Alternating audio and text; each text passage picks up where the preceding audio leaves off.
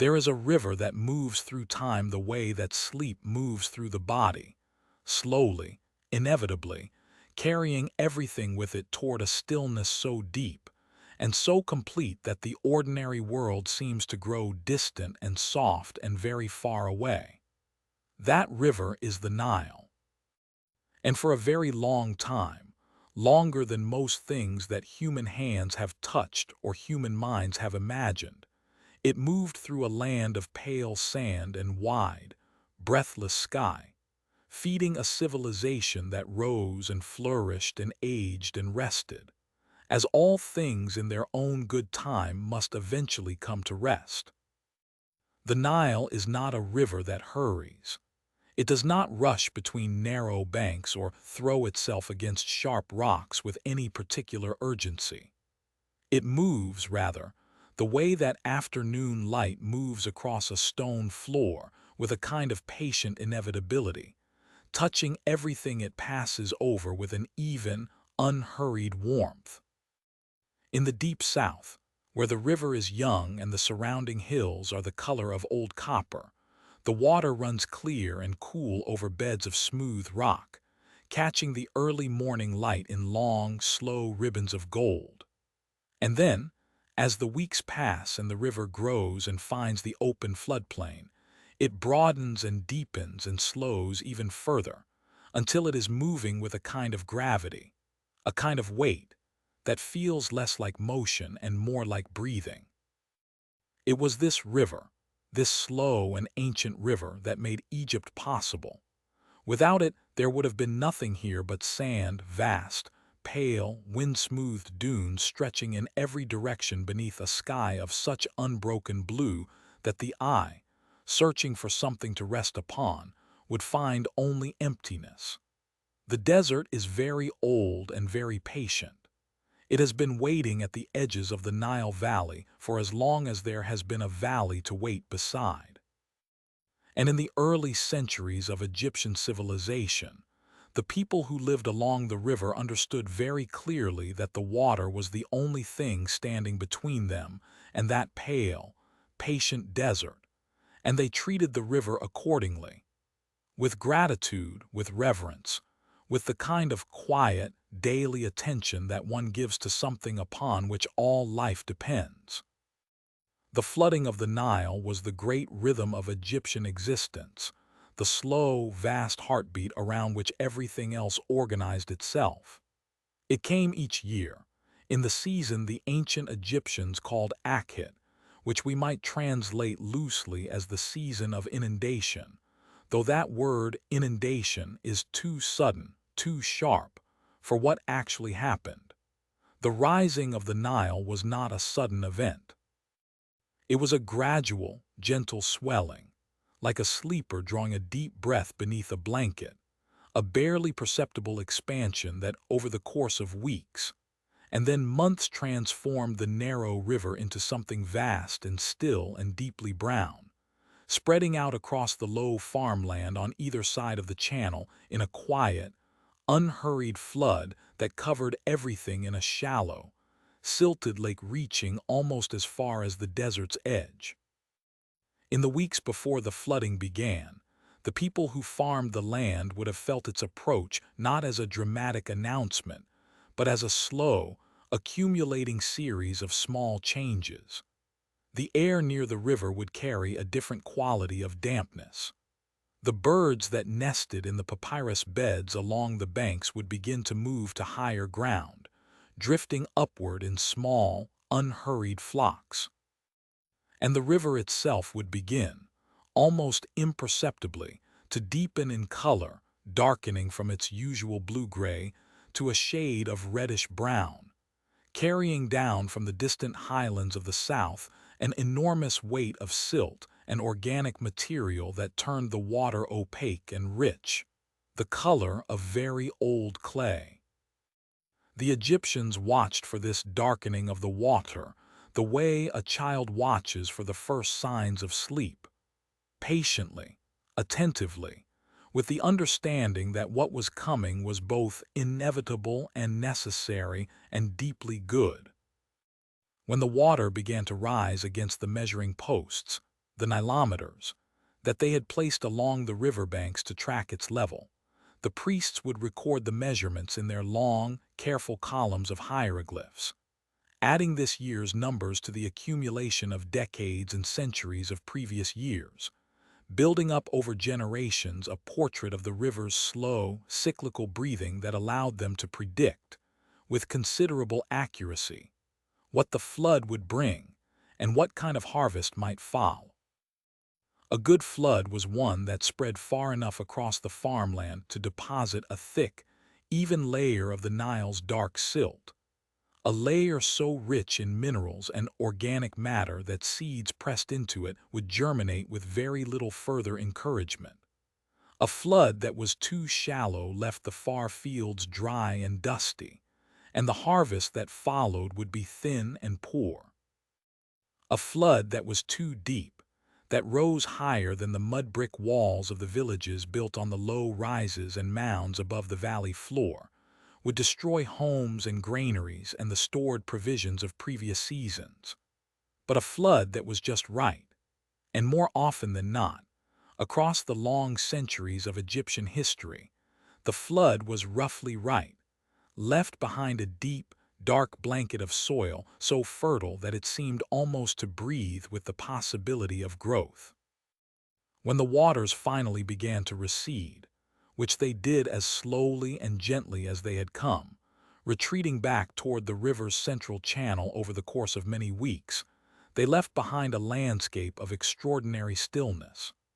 The farmland would be covered in a thin, smooth skin of damp silt, dark as wet ash, with a texture like very fine cloth, smooth and even and almost silky beneath a bare foot. The air above this newly deposited earth would carry a particular smell, a smell that combined the mineral richness of deep river mud with something greener, more alive, a faint suggestion of growing things that were not yet growing but were preparing to begin. It was a smell that the people of the Nile Valley would have known from childhood, a smell so deeply embedded in their experience of the seasons that it would have carried with it an almost physical feeling of comfort and reassurance. The smell of the land renewing itself, of the great cycle beginning again. The season that followed the flood, the season the Egyptians called Parat, or the season of emergence, was the season of planting and of the slow, gradual greening of the land. It was a season of patient, repetitive labor, of men and women moving across the damp, dark fields in long, unhurried lines, pressing seeds into the soft earth with their feet or with simple wooden tools, covering them gently and moving on. The work was not dramatic. It was the kind of work that settles into the body and the mind like warmth, the kind of rhythmic, unhurried physical labor that empties the head of sharper thoughts and fills it instead with the simple, immediate sensations of the task at hand. The give of the earth beneath a foot, the weight of a seed bag against a hip, the warmth of the sun on a bent back, the distant sound of the river moving slowly through its channel beyond the line of palm trees at the field's edge. The palm trees themselves were a constant presence in the Egyptian landscape, a slow-growing, long-lived presence that gave the countryside its characteristic vertical rhythm. They grew in loose clusters along the edges of the cultivation, their roots reaching down toward the water table, their long, feathery fronds moving in the soft, dry breeze with a sound like distant rain or the turning of many thin pages. They had been growing in this valley for so long that they seemed less like individual trees than like features of the landscape itself, permanent and unhurried elements of a scene that had been composed, and then left to remain, thousands of years ago. Between the palms and along the edges of the fields, the papyrus grew in dense, green thickets wherever there was standing water, which in the wake of the flood meant almost everywhere for a time. Papyrus was one of the great plants of ancient Egypt,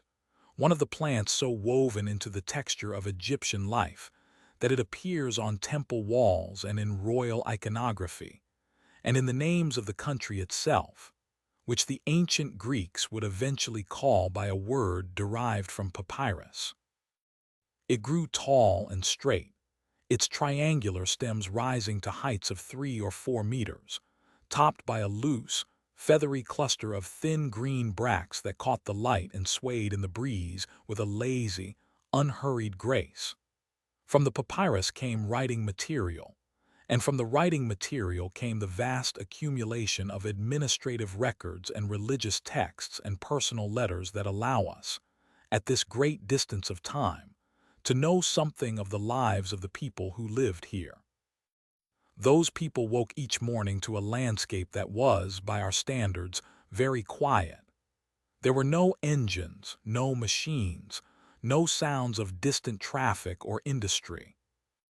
The sounds of an Egyptian morning were the sounds of the natural world, birds calling from the papyrus beds along the river, the distant lowing of cattle being led to pasture, the soft creak of a shaduf, the simple lever device used to raise water from the river to the irrigation channels above, swinging slowly back and forth in the hands of a farmer beginning his day's work. These sounds were not intrusive. They were woven into the fabric of the silence rather than interrupting it, the way that bird song is woven into the silence of a garden in early morning, adding depth to the quiet rather than disturbing it. The quality of light in Egypt is something that visitors from cloudier, grayer climates have always remarked upon. It is a light of great clarity and intensity,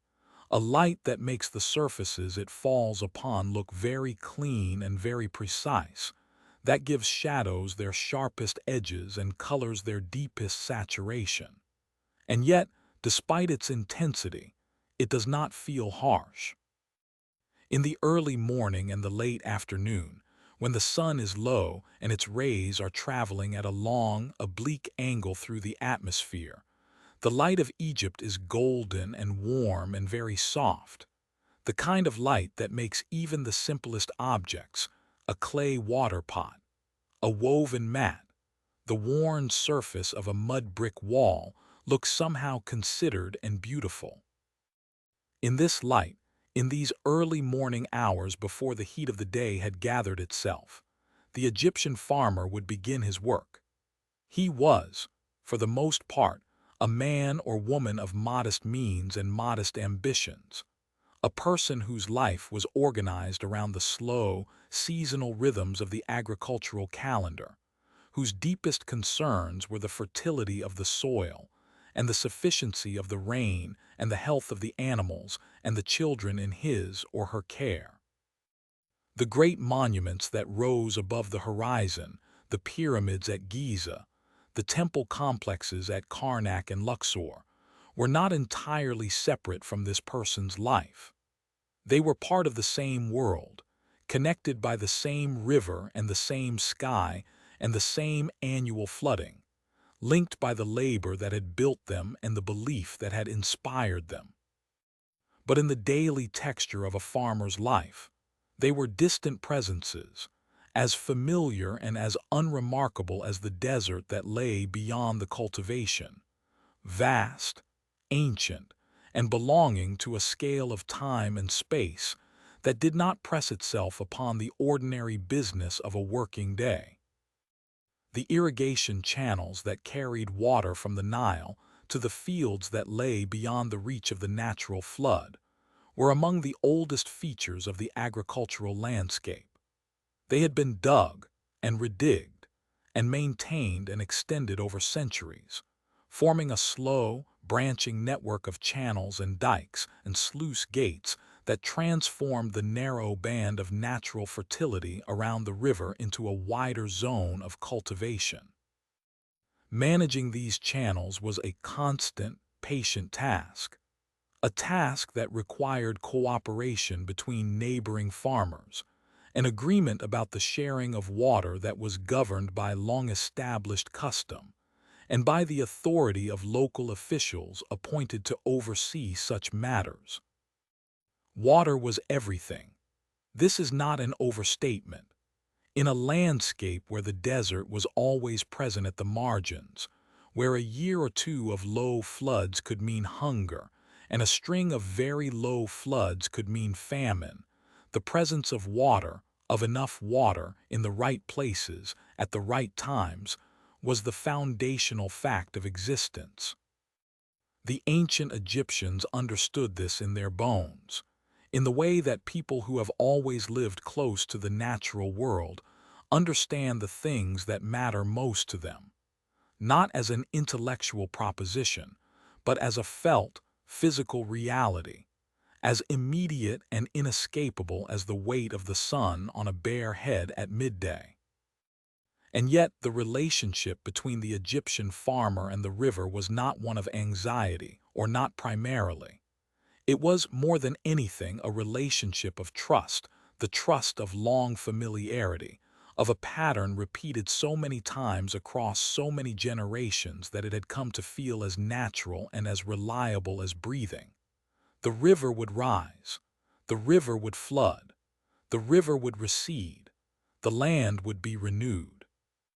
This was the great, slow promise of the Nile, a promise made to the people of Egypt long before any of them could remember, renewed each year in the dark water and the dark silt, kept with a faithfulness that stretched back further than any human memory. The seasons were named and marked not by the positions of stars, though the Egyptians were careful observers of the sky, but by the behavior of the river. Akhit, Paret, and Shemu, flood, emergence, and harvest, divided the year into three great chapters, each with its own character, its own particular quality of light and air and labor. The transition from one to another was not sharp or sudden. Like all the great rhythms of Egyptian life, it was gradual, felt first in small, almost imperceptible changes. A slight lowering of the river, a drying of the mud at the field's edge, a shifting in the quality of the air before it resolved into the full, clear character of the new season. Shemu, the harvest season, was the third and final chapter of the Egyptian year, the season when the grain that had been planted in the damp silt of Paret came to its slow fruition under the growing heat of the advancing summer sun. By this time of year, the fields that had been dark and wet only months before were golden and dry, the grain standing in long, even rows that caught the morning light and held it, the individual heads of wheat and barley nodding very gently in whatever small breeze moved through the still, warming air. The sound of the fields at harvest time was a soft, dry sound, the whisper of grain against grain, the creak of wooden handles, the distant voices of workers calling to one another across the golden expanse. Harvesting was done with small, curved sickles of flint, or, in later periods, of bronze blades hafted into wooden handles worn smooth by generations of use. The grain was cut close to the ear and gathered into sheaves, which were carried on the backs or heads of workers to the thrashing floor, a smooth, flat area of hard-packed earth near the edge of the field, where the grain would be separated from the straw by the slow, patient treading of animals driven in circles across the harvested stalks. The chaff rose in pale, dusty clouds that drifted slowly in the dry air, settling on hair and skin and clothing, leaving everyone who worked there coated in a fine, soft layer of golden dust. After the thrashing came the winnowing, the slow, rhythmic tossing of the grain into the air so that the breeze could carry away the lighter chaff while the heavier kernels fell back into the pile. It was a task that required patience and a sensitivity to the movement of the air, a willingness to slow down and wait for exactly the right moment, for a breath of wind just strong enough to carry away what was not needed, just gentle enough not to carry away what was. The workers who did this work moved with a kind of economy and ease, a practiced, unhurried rhythm that spoke of many seasons of the same task. The grain that survived this long process of cutting and carrying and thrashing and winnowing was stored in granaries, large, rounded structures of mud brick that rose from the farmland in clusters, their surfaces smooth and white plastered, their interiors cool and dry, and filled with the dry, dusty smell of stored grain. These granaries were among the most important structures in any Egyptian settlement, more important, perhaps, in a practical sense, than the temples and administrative buildings that surrounded them, because they contained the literal substance of survival, the food that would carry the community through the months between one harvest and the next, the reserve against a poor flood or a failed crop. The officials who managed the granaries were careful, patient record keepers. They measured the grain as it was brought in, recording quantities in their papyrus documents with the same meticulous attention that their counterparts recorded the level of the river on the nilometers. These records accumulated over time into something that functioned almost like a memory for the community, a slow, detailed portrait of good years and lean years, of surpluses stored against the possibility of future shortage, of the long, gradual ebb and flow of agricultural prosperity that followed the rhythm of the river. The animals that shared the Egyptian farmer's world were, for the most part, the same animals that share the world of farmers everywhere: cattle and sheep and goats and pigs, ducks and geese and pigeons, dogs who slept in patches of shade and cats who moved through the house at night with their characteristic quiet authority. These animals were not merely economic assets, though they were certainly that. They were presences, familiar and constant, woven into the texture of daily life, in the way that only animals who live in close proximity to humans can be woven, present at the edges of almost every scene, audible at the edges of almost every silence. The cattle were perhaps the most important of the larger animals, valued not only as draft animals, and as a source of meat and milk and leather, but as a measure of wealth and status in a society where such measures were important. A man who owned a large herd of well-fed cattle was a prosperous man, and this prosperity was expressed in the careful, almost tender attention that Egyptian farmers paid to the health and condition of their animals. Wall paintings from Egyptian tombs show cattle being fed and watered with a care that suggests genuine affection. Men reaching up to scratch behind the ears of large, placid animals that stand with their eyes half closed in evident contentment. The river, of course, was also home to its own creatures, and these too were part of the fabric of Egyptian daily life. The hippopotamus, now extinct in Egypt, was once a common presence in the Nile, a vast, slow, dangerous animal that spent its days half submerged in the deeper channels and emerged at night to feed on the crops growing along the riverbanks. The Egyptian farmer had complex feelings about the hippopotamus: respect for its size and strength and unpredictability, frustration at the damage it caused, and a kind of resigned, long-practiced patience in dealing with it that was characteristic of a people accustomed to managing the large, uncontrollable forces of the natural world. The crocodile was another constant presence, a creature that the Egyptians regarded with a mixture of fear and reverence that eventually resolved itself, in the religious imagination, into the figure of the crocodile god Sobek, a deity associated with the power and fertility of the Nile, depicted in temple reliefs as a man with the head of a crocodile, wearing the double crown of Egypt. The crocodiles lay on the sandbars in the heat of the day with their eyes half open and their mouths slightly parted, so still that they might have been mistaken for logs or pale, gray stones washed smooth by the river. They moved into the water with a slow, unhurried ease that belied their speed in pursuit, slipping beneath the surface with barely a ripple, leaving only a slowly spreading circle of disturbed water to mark where they had been. The birds of the Nile Valley were, and remain, among the most beautiful and various in the world. In the papyrus beds along the river, herons stood in attitudes of perfect, patient stillness, waiting for the slow movement of a fish in the water below. Ibises, the sacred ibis, the bird of the god Thoth, moved in slow, deliberate steps through the shallows, their long, curved bills probing the mud with a methodical, unhurried patience.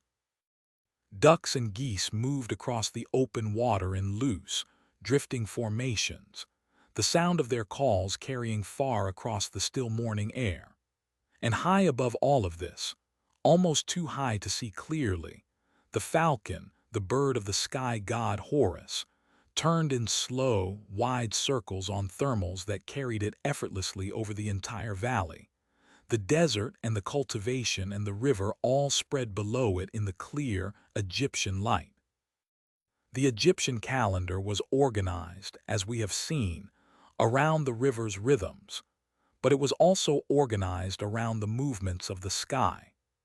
The ancient Egyptians were careful, patient observers of the stars, and they used the positions and risings of certain key stars to mark the divisions of their year. Most famously, the rising of Sirius, the brightest star in the night sky, associated by the Egyptians with the goddess Isis and known to them as Sopdet, was used to mark the beginning of the new year and, more practically, to predict the approach of the annual flood. Sirius rises just before dawn in the Egyptian sky in what we would call mid-July, and the ancient Egyptians noticed long ago that this astronomical event reliably preceded the beginning of the Nile's annual rise by a matter of weeks, making it a useful and beautiful natural calendar. To stand in the Egyptian darkness before dawn and watch for the first light of Sirius on the eastern horizon was a task that combined the practical and the sacred in a way that was entirely characteristic of Egyptian thought, a way of thinking in which the movements of the heavens and the flooding of the river and the growth of the grain and the will of the gods were not separate categories of experience, but aspects of a single, vast, interconnected order, a cosmic rhythm that expressed itself in the world through the great, slow cycles of flood and growth and harvest and rest. That rest, the quiet time between one agricultural cycle and the next, when the floodwaters had not yet receded and the planting had not yet begun, was itself a kind of season, a time of slower labor and longer evenings, of storytelling and music and the repair of tools and the weaving of cloth and all the other quiet, domestic activities that busy times of year left little room for. In this time, the evenings along the Nile would have been particularly beautiful, the river wide and still and dark in the afterglow of sunset,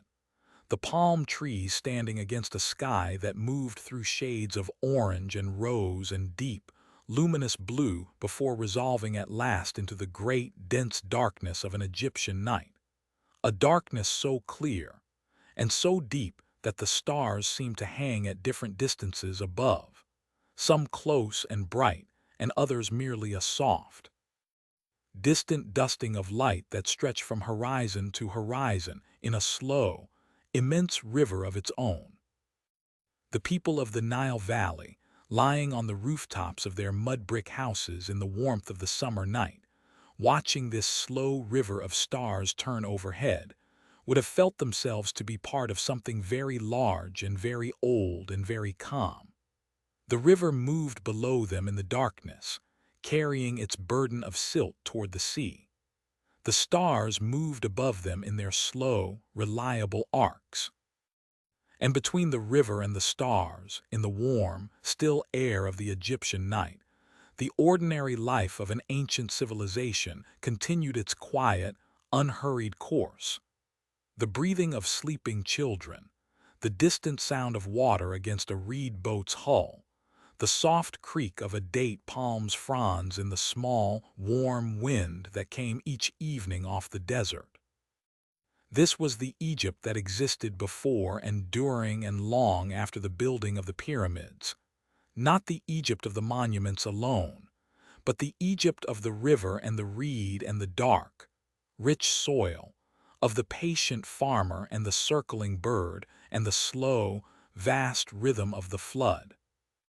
It was an Egypt of great depth and great stillness, a civilization organized not around conflict or conquest or the accumulation of power, though it knew all of these things, but around the faithful, repetitive, deeply reassuring rhythms of a world that renewed itself each year in the dark water and returned each year to stillness. And in that stillness, in the long, warm evenings of the Egyptian year, as the river moved its ancient, patient course through the still and sandy land, it is possible, if we allow ourselves to be quiet enough, and patient enough, and still enough, to feel something of what those people felt, lying on their rooftops beneath the stars so many thousands of years ago, held by the great, slow rhythm of the river, drifting in the warm darkness between wakefulness and sleep, between the world and whatever dream the Nile, in its ancient and unhurried wisdom, might choose to send them. There is a particular quality to the silence that exists in the last hour before dawn, a silence that is not quite empty but filled instead with a kind of held breath, a waiting that is so complete and so unhurried that the darkness itself seems to have weight and texture, seems almost to press gently against the skin like warm cloth. In an Egyptian village 4,000 years ago, this silence would have been very deep indeed, deeper than most silences we are able to find in the world today, and it would have been filled, beneath its surface quietness, with the small, soft sounds that belong to that hour and no other. The slow breathing of sleeping animals in their pens, the distant, barely audible movement of the river beyond the palm trees, the occasional shift and murmur of a child turning in sleep on a woven mat, the whisper of a warm breeze moving through the dry fronds of the date palms that grew at the village's edge, and cast their long, feathery shadows across the pale dust of the unpaved paths between the houses. The houses themselves were made of mud brick, a material so perfectly suited to the Egyptian climate that it remained the primary building material of ordinary life for thousands of years, unchanged in its essential character from the earliest settlements along the Nile to the present day. The bricks were made from the same dark Nile silt that renewed the farmland each year, mixed with straw and sand and water and pressed into wooden molds, then left to dry in the long, even heat of the Egyptian sun, until they were hard and pale and solid, with a surface texture that was slightly rough to the touch and slightly warm, even in the cool of early morning, from the heat they had absorbed during the previous day. Walls built from these bricks were thick enough to keep the interior of a house cool and dim through the hottest hours of the day, and warm enough through the cool of the winter nights, a natural insulation that required no technology beyond the slow, patient labor of making and laying the bricks themselves.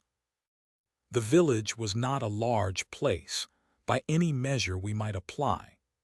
It was a gathering of perhaps a few dozen houses, clustered together on a low rise above the level of the annual flood,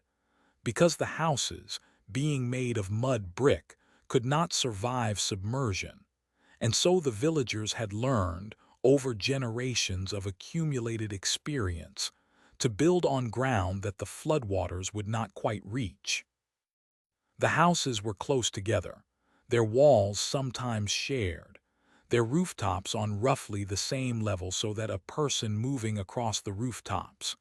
as people in Egyptian villages often did, particularly in the evenings when the rooftop was the coolest and most comfortable place to sit or sleep, could pass from one house to another without descending to the narrow paths below. Those paths wound between the houses in a pattern that had grown organically over time, following the logic of convenience and habit rather than any planned geometry. They were narrow, in most cases barely wide enough for two people to pass each other comfortably, and their surfaces were of hard-packed earth worn smooth by the passage of many feet over many years. In the early morning, before the village had fully woken, they lay in deep shadow, the houses on either side tall enough to block the low, oblique light of the rising sun, so that the paths remained cool and dark, while the rooftops above them began to glow in the first pale gold of a new Egyptian day. The woman who woke first in the house nearest the path that led to the river did so quietly, without any abruptness, in the way that people who have always woken at the same hour in the same way tend to wake, not startled into consciousness, but drifting upward through the layers of sleep as gradually and gently as a bubble rises through still water. She was perhaps 30 years old, though she looked older than that, in the way that people who have spent their lives in physical labor in a hot climate tend to look older than their years. Her skin dark and smooth across the cheekbones, but beginning to line at the corners of her eyes and mouth. Her hands strong and capable. Her movements as she rose from her sleeping mat and folded it carefully, and set it against the wall unhurried and entirely certain.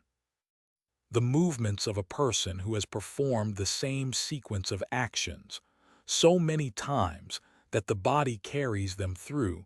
without requiring the mind's attention. She stepped outside through the low doorway, low enough that she had to duck slightly, as she always did, a motion so habitual it had become invisible into the narrow path, and stood for a moment in the cool, still air of the pre-dawn. The sky above the rooftops was still deeply dark but had begun, in the east, to show the first suggestion of a lightening, not yet color, not yet the warm blush of the approaching sun, but a subtle diminishment of the darkness, a slight softening of the blackness into something a little less absolute. The stars were still clearly visible, scattered across the sky in their ancient, familiar patterns, the great river of the Milky Way still present in the west, beginning its slow, gradual fading toward the horizon. She looked at the sky in the way that people who work outdoors always look at the sky, not admiring it exactly, but reading it, assessing it for information about the day ahead. The color and clarity of the pre-dawn sky, the direction and strength of the small wind that moved through the palm fronds above her, the temperature of the air against her bare arms. All of these things told her something about what kind of day it would be, what the river was doing, whether there was any chance of the rare but significant cloud that might bring, in the right season, a brief and precious rain. The first task of the morning was water. Water had to be fetched from the river or from the irrigation channels that ran between the fields, carried in large, heavy clay pots balanced on the head with an ease born of long practice, pots that held enough water for the day's cooking and drinking and cleaning, and that had to be refilled each morning because clay, however well fired, is porous, and water stored overnight in a clay pot would slowly seep through the walls, evaporating on the outside surface and keeping the remaining water cool in the process. A simple, elegant, entirely sufficient technology for keeping drinking water cool in a hot climate, requiring nothing beyond the porous clay and the dry desert air. The walk to the river was a walk that she had taken so many times that she could have walked it without thinking, and often did her feet finding the familiar path through the pre-dawn darkness, while her mind drifted in the comfortable, half-awake state that belongs to the very early morning, when the day's concerns have not yet fully assembled themselves, and the night's dreams have not yet entirely dissolved. The path led between the last of the village houses, and then out through a small grove of sycamore fig trees, whose roots reached down toward the water table and whose wide, spreading canopies cast a dense, deep shadow even in the full heat of the day. In the pre-dawn they were simply dark presences on either side of the path, their shapes familiar against the barely lightening sky. Beyond the fig trees the path descended slightly, and the air changed, grew cooler and damper, carrying the particular smell of the river. A smell of water and wet mud and growing things. A smell that was at once elemental and deeply familiar, the smell of the source of everything. The river was visible now, or rather its presence was visible, a broad, dark, slightly luminous surface that caught and held the faint light of the stars and the early pre-dawn sky, and returned it softened and diffused, so that the river seemed to generate its own gentle, dark light. On the far bank, which was distant, the Nile at this point in its course was wide and slow and immensely present. The silhouette of palm trees was just barely distinguishable against the sky. She filled her pot at the river's edge, lowering it slowly into the dark water and feeling the cool weight of it increasing as it filled, then lifting it with practiced ease and settling it on the cloth pad on her head, adjusting her balance with the same automatic certainty that characterized all her movements, and began the walk back to the village. By the time she returned, the sky had lightened noticeably, the stars fading now, the eastern horizon beginning to show the first true color, a thin line of deep rose that widened and brightened even as she watched, growing upward into the darkness above it and warming from rose to orange to a pale, luminous gold. Back in the house, the fire that she had kept banked through the night was rebuilt. Small pieces of dry wood and dry dung added carefully to the coals, blown gently to life with a few patient breaths. The fire in an Egyptian household was not a dramatic thing. It was a small, controlled thing, maintained with care because wood was not abundant in a land where trees were few and precious, and every piece of fuel had to be used with economy and attention. The cooking fire gave just enough heat for the flat stone or clay griddle on which the bread would be cooked, and no more. Bread was the foundation of the Egyptian diet, had been the foundation of the Egyptian diet for as long as anyone could remember, and would remain so for as long as Egypt would continue in its familiar form. The grain, emmer wheat or barley, depending on what the fields had produced, and what the granaries held had been ground the previous evening on the saddle quern, the flat grinding stone that sat in one corner of the main room, worn hollow in the center from years of use. Grinding grain was heavy, slow work, done on the knees, pushing a smaller stone back and forth across the larger one, with a steady, rhythmic pressure that ground the grain between the two surfaces into flour. The sound of the grinding stone was one of the characteristic sounds of an Egyptian household, a slow, grating, rhythmic sound that went on for a considerable time each day, and that was, like all rhythmic sounds, strangely conducive to a kind of meditative distance, a gentle emptying of the ordinary contents of the mind. The flour, mixed with water, and a little of the previous day's fermented dough to act as a leavening agent, became a soft, slightly sticky dough that was shaped with wet hands into flat rounds and placed on the hot griddle to cook. The smell that rose from the cooking bread was one of the most fundamental smells in the world. The smell of grain transformed by heat into something nourishing and complete, a smell that carries within it something of the entire long human story of agriculture and fire, and the patient conversion of raw material into sustenance.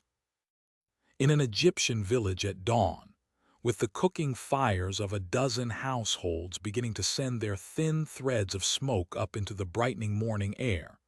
this smell would have suffused the entire village, drifting through the narrow paths and between the houses and out into the open fields beyond,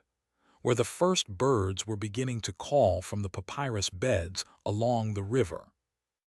The children woke gradually, as children do, some early and alert, already up and outside before the bread was cooked, their bare feet already dusty from the path, others slower, requiring a gentle word or a touch on the shoulder to draw them up through the last layers of sleep.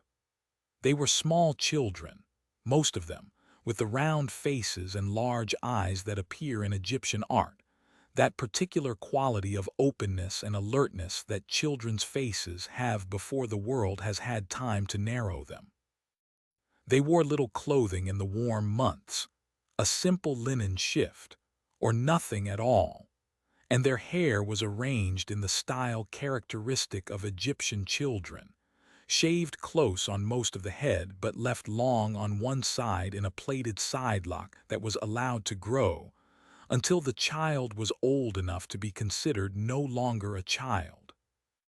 They ate their bread squatting or sitting in the patches of early morning shadow that still filled the narrow paths between the houses, tearing pieces from the flat, warm loaves, and eating them with the uncomplicated appetite of people who are genuinely hungry. The bread might be accompanied by onions, raw or cooked, pungent and sweet, and perhaps some dried fish from the river, pressed and salted and wrapped in palm leaves, or a handful of dates from the trees at the village's edge, or a small portion of the thick, dark, slightly sour beer that was the Egyptians' other great dietary staple, and that was consumed by adults and children alike,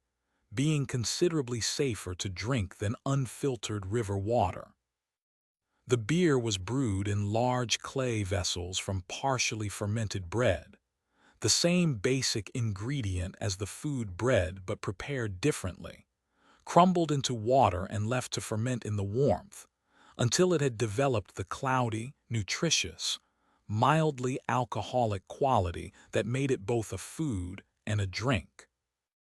It was consumed through a long straw or reed that filtered out the larger solid particles, or simply drunk from a clay cup, thick and slightly warm, and carrying a yeasty, slightly sour smell that was entirely characteristic of an Egyptian household, and that clung to the clay vessels long after they had been emptied and rinsed. As the morning advanced, and the sun climbed above the rooftops of the eastern houses and began to fill the village paths with its growing warmth, the pace of activity in the village gradually increased, not dramatically, not urgently, but with the steady, accumulating rhythm of a community moving into the working part of its day. The men who would spend the day in the fields had already left, or were leaving, walking in small groups along the raised paths between the fields with their tools on their shoulders, short-handled hoes and wooden plows, and the long-handled sickles of the harvest season, their figures growing smaller in the distance as they moved out across the flat, even farmland, becoming eventually just dark shapes against the wide, golden landscape of the cultivated land. The women who remained in the village had their own long and patient work to attend to. There was always weaving to be done, the slow, rhythmic back and forth of the shuttle across the loom, building up the linen cloth that would eventually become the simple, elegant garments that almost everyone in Egypt wore. Egyptian linen was among the finest in the ancient world, woven from the fibers of the flax plant that grew in the fields alongside the grain, processed through a long series of steps that involved pulling the ripe plants from the ground, soaking and drying and combing the fibers, spinning them into thread on a simple drop spindle, and finally weaving the thread into cloth on a horizontal ground loom, or, in later periods, a more efficient upright loom. The looms were set up in the shade, beneath a reed awning attached to the outside wall of a house, or in the slightly cooler interior of a larger room, and the women who worked them sat or knelt before them in positions of long practice, their hands moving with a certainty and economy that spoke of many years of the same work. The sound of a loom at work is a soft, rhythmic, entirely unurgent sound, the gentle thud of the beater pressing each new row of weft thread into place, the quiet click of the shuttle passing through the shed of the warp, sounds that are absorbed by the warm air and the mud brick walls around them, and that seem to belong to the silence rather than to disturb it. Beside the weavers, in the shifting shade of the same awning, other women worked at the making of pottery, shaping clay on a simple turntable or entirely by hand, building up the walls of vessels with coils or slabs of clay worked smooth with wet fingers, pinching and shaping and smoothing with the same patient, unhurried attention that all craft work performed over long repetition eventually acquires. The clay they worked with was the same Nile silt that built the fields and the houses, dark and fine-grained and responsive to pressure, capable of being worked into shapes of considerable refinement by hands that had learned its qualities through years of daily contact. The vessels they made were the vessels that organized Egyptian domestic life, the large storage jars for grain and oil and water, the wide, shallow bowls for mixing and serving food, the smaller cups and dishes of daily use, the narrow-necked jars with their elegant, tapering forms that appear in such numbers in Egyptian tombs, and that have survived in museum cases and storage rooms around the world, in quantities large enough to give us a clear and detailed picture of what the ordinary material world of an Egyptian household looked like and felt like, how the surfaces of things felt under the hand, how the colors and textures of everyday objects composed themselves into the visual texture of a room. The children, in the meantime, had dispersed into the village and its surroundings in the way that children left to themselves always do, moving in small, loose groups through the spaces that interested them, finding the margins and edges of the adult world, and exploring them with a leisurely, unhurried curiosity. Some had gone to the river's edge, where they played in the shallows with a careful awareness of the current and the depth that children who grow up beside a river tend to develop very early. Others had gone to the fields, following the men at a comfortable distance, or finding their own occupations in the patches of shade at the field's edge, chasing birds from the growing grain with shouts and the waving of palm fronds, a task that was considered suitable for children, and that gave them the pleasant sensation of contributing to the work of the household, while also leaving them considerable freedom to do exactly as they liked. The animals of the village were present throughout the morning, moving through the same spaces as the people, but at their own pace, and according to their own concerns. The goats were led out to pasture by one of the older children, following a familiar path along the edge of the cultivation, to a patch of scrubby vegetation at the desert's margin, where they could graze on the low, dry plants that grew there in sparse, patient clusters. The ducks and geese that some households kept for their eggs and occasional meat moved through the village paths with the self-important, slightly aggressive bearing that ducks and geese invariably assume in any company, honking at passers-by and investigating corners and crevices with their flat, probing bills. The cats, for there were always cats in Egypt, always, the cat being among the earliest and most persistent of Egyptian domestic animals, observed all of this from their various chosen vantage points, with the detached, patient, faintly contemptuous attention that cats bring to the observation of the human world in all times and places. They lay on warm, sun-struck walls or in patches of shade, their eyes half closed, their breathing slow and even, turning an occasional gaze of absolute calm upon whatever was happening around them before allowing their eyes to drift closed again. They were lean and elegant animals, their coats short and smooth, their movements, when they chose to move, characterized by a fluid, unhurried grace that the ancient Egyptians found so deeply beautiful that they eventually made the cat a sacred animal, and built temples in its honor, and mourned the death of a household cat with the same rituals of shaving the eyebrows that they employed to mourn the death of a human family member.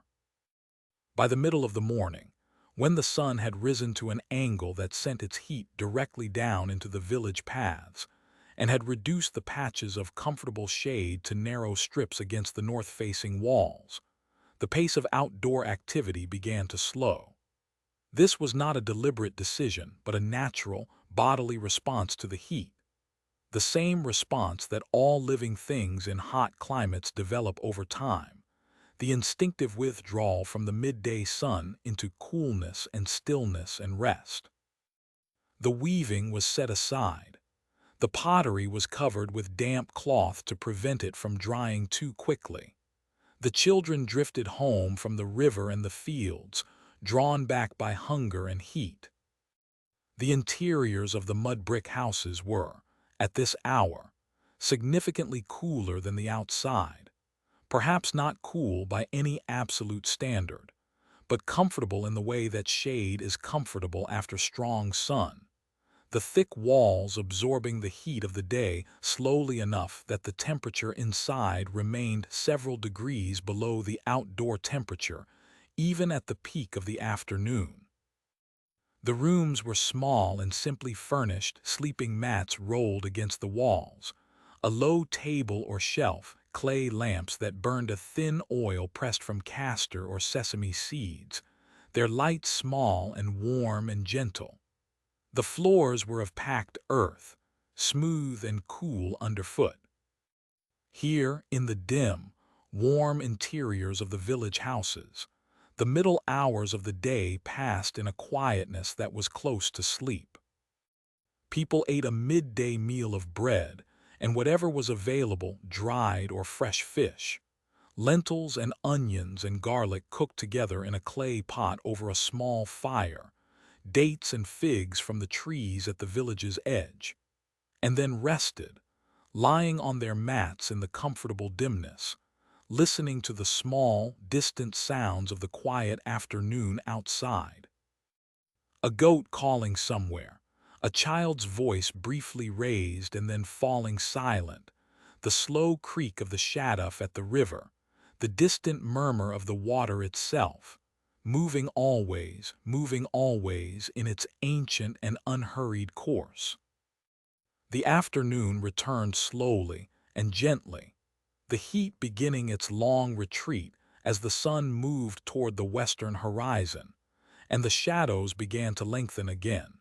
stretching themselves out across the paths and the open ground between the houses in shades of blue and purple that deepened gradually as the sun descended. This was the most beautiful hour of the Egyptian day, the hour when the quality of light that photographers and painters have always sought, a light that is warm and oblique and full of a gentle, golden radiance, fell across the landscape and made everything it touched look suffused with a kind of quiet, satisfied beauty. The village came alive again in this afternoon light, gradually and without haste. The weavers returned to their looms. The potters uncovered their clay. The farmers began their return from the fields, their tools on their shoulders, their bodies tired in the comfortable, settled way that comes from a full day of physical work in the open air, a tiredness that is also a kind of satisfaction, a bodily sense of completion. They came back along the raised paths between the fields in small groups, moving with the slow, easy gait of tired people who are nearly home, stopping to speak with neighbors, pausing to watch a crane passing overhead in its long, unhurried flight toward the river. The evening meal was the main meal of the day, the meal that the entire household ate together, sitting in the fading warmth of the outside air, or inside by the light of the clay lamps if the evening was cool. The food was whatever could be made from the provisions of the granary and the garden and the river.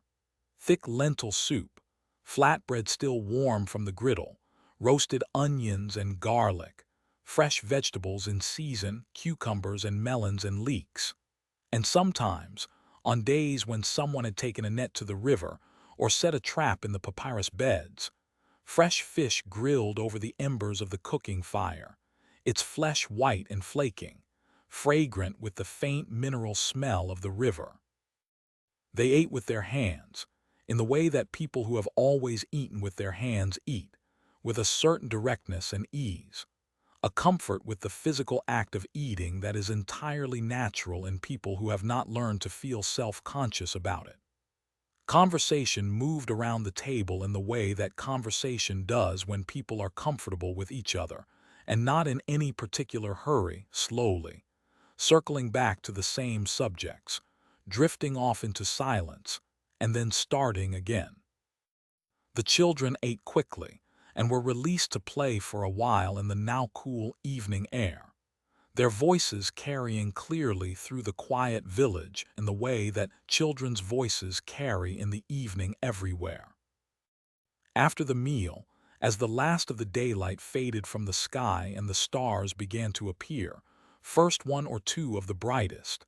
then slowly the entire field of them, until the sky was as full of light as it ever becomes in the clear, dry air of the Egyptian desert, the village settled again into its nighttime quietness. The fires were banked. The animals were settled in their pens. The children were brought in and laid on their mats. The adults sat for a while longer in the warm darkness,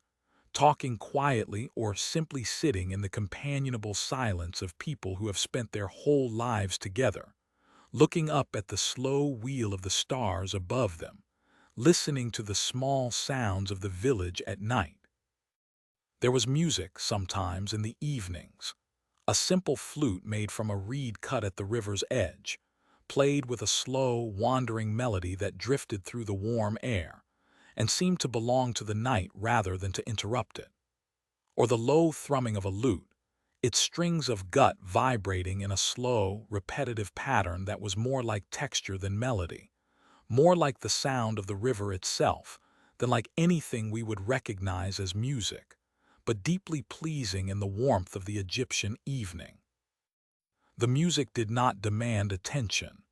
It simply filled the air, the way the smell of the river filled the air, with a gentle, pervasive presence that made the silence around it more complete. And then, gradually, the music would stop. The last voices would fall quiet. The last lamp would be extinguished, leaving the darkness complete except for the soft, silver light of the stars and the faint, reflected glow of the Milky Way on the still surface of the river in the distance. And the Egyptian village would sleep sleeping as it had slept for thousands of years before and would sleep for thousands of years after, lying in the warm darkness beneath the ancient stars, held by the river and the land and the slow, deep rhythm of a life that was, in all its essential qualities, as old and as patient and as gently insistent as the Nile itself, moving always in its dark channel through the sleeping land,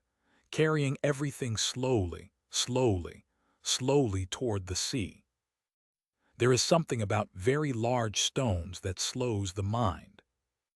Standing before them, before the ancient, pale limestone blocks that form the lowest courses of the Great Pyramid at Giza, blocks so large that a person standing beside them is reduced to a fraction of their height, so old that the surface of the stone has taken on a texture of extraordinary fineness, worn and smoothed by the passage of millennia of wind and sand into something almost soft to the touch. Standing before these stones, the ordinary pace of thought seems to decelerate. The usual current of small concerns and minor urgencies growing still, replaced by something quieter and more patient, a kind of attentiveness that belongs to the stones themselves, to their great age and their great weight and their absolute, unchanging stillness. The pyramids were built slowly. This is perhaps the most important thing to understand about them, the thing that tends to get lost when we approach them from the perspective of spectacle, measuring them in terms of their enormous dimensions and their vast quantities of stone, and the sheer improbability of their existence in a world without machinery or steel, or any of the technical apparatus we associate with the movement of large objects. The pyramids were built slowly and patiently, and by an enormous number of people working in an organized and methodical way over a period of many years, not in a frenzy of compelled labor, not in conditions of mass suffering, but in the long, patient rhythm of an organized workforce fed and housed and cared for by a state that understood, with the pragmatic clarity of long experience, that people who are hungry and exhausted do not move stone accurately or efficiently. To understand the building of the pyramids, it is necessary to let go of the impulse toward drama and to allow the mind to settle into a different kind of time, a slow time, the time of years and decades rather than days and hours, the time of incremental accumulation rather than sudden transformation. The pyramid grew the way that a tree grows, or the way that a river delta accumulates, one layer at a time, one course of stone at a time, each new addition so small in relation to the whole that its contribution to the growing form would have been barely perceptible from a distance, visible only as a slight thickening of the shape against the sky, a gentle rising of the summit line toward the eventual apex that might take years of patient work to become apparent. The quarries from which the stone came were themselves places of great, slow labor. The limestone that forms the bulk of the pyramid's core was quarried nearby. There are extensive quarry sites at Giza itself, where the rock was cut from the plateau in blocks of roughly regular size, leaving behind a landscape of stepped, pale gray excavations that still exist, quieter now and empty, their surfaces worn to a fine, smooth texture by the same patient wind that has been working on them since the quarrying stopped, 4,500 years ago. The finer white limestone used for the outer casing, the smooth, brilliant surface that would have made the finished pyramid, reflect the desert sun like a mirror, like a great faceted jewel of pale stone set in the sand, came from quarries at Tura, on the opposite bank of the Nile, and had to be transported across the river on large, flat-bottomed barges, then hauled from the river's edge up to the plateau on sledges and rollers. The granite used for the burial chambers and certain structural elements deep within the pyramid came from much further away, from Aswan in the deep south, where the ancient granite outcrops meet the Nile at the first cataract. Aswan granite is a beautiful stone, deep pink and dark gray in its layered, speckled texture, immensely hard, difficult to work and more difficult to move, but prized for the permanence it conferred on the spaces it enclosed, a permanence appropriate to the eternal purpose those spaces were intended to serve. The quarrying of granite required different tools and different techniques than the quarrying of limestone. Where limestone could be cut with copper chisels and wooden wedges, granite required the patient work of pounding balls of a harder stone, dolerite, found in the desert against the surface, gradually bruising and crumbling the crystalline structure until a surface could be scored and then cleaved. The sound of this work, of stone pounding against stone, the deep, resonant thud of the dolerite ball against the granite face, was one of the constant sounds of the quarrying sites, as rhythmic and as unhurried as the sound of the shaduf at the river, as patient as the sound of the grinding stone in the village kitchen. The workers who wielded these pounding tools did so in a steady, economical rhythm, not rushing, not straining, but applying a consistent, measured force that accumulated over hours and days and weeks into the gradual removal of material and the slow emergence of the desired shape from the living rock. The workers who built the pyramids were not slaves. This is something that the archaeological evidence of the past several decades has made increasingly clear. Evidence found in the bakeries and breweries that served the workmen's village at Giza, in the medical records that show the careful treatment of injuries sustained on the building site, in the graffiti left by the work gangs on the stones themselves. Playful and affectionate names like Friends of Khufu or Drunkards of Menkora that speak of a workforce with group identity and a degree of pride in their association with the great project they were engaged in. These were men, and to a lesser extent women, who came from towns and villages along the Nile, recruited for a period of service that was part of the broader system of labor obligations that connected the individual Egyptian to the state. They came in shifts, these workers, rotating teams that moved through the building site in a rhythm governed by the agricultural calendar, with larger numbers available during the flood season when the fields could not be worked and the farmers had time to give to other tasks. They came from all parts of Egypt, traveling down the Nile on boats or along the riverside paths, carrying their few personal belongings, bringing with them the particular accents and customs of their home villages,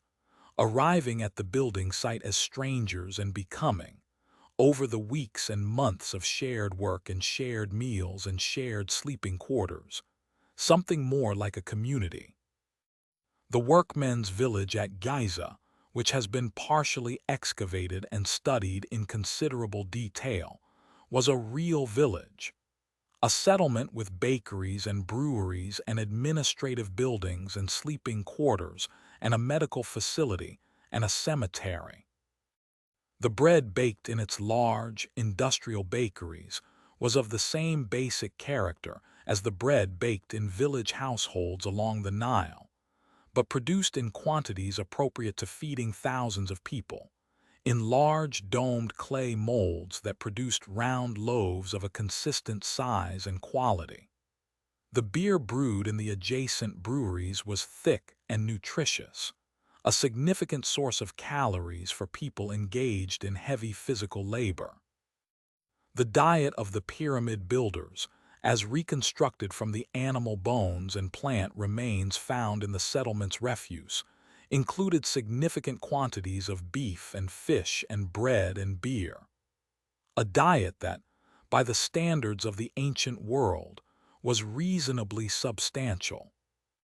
In the early morning, before the full heat of the day had settled over the plateau, the work gangs assembled at the base of the growing structure and received their assignments for the day.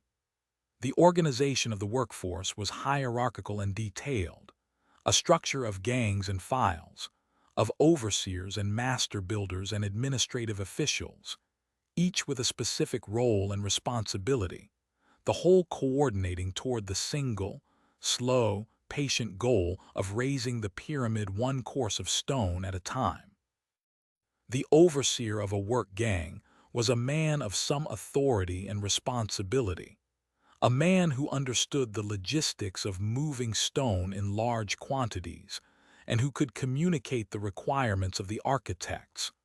working from papyrus plans and plumb lines, and set squares and measuring rods to the workers under his direction. The stone was moved on wooden sledges, large, flat platforms of heavy timber fitted with runners that slid across a prepared surface, reducing the friction enough that a substantial number of men pulling on ropes could move a block of considerable weight across level ground. The prepared surface might be of wet clay or wet sand.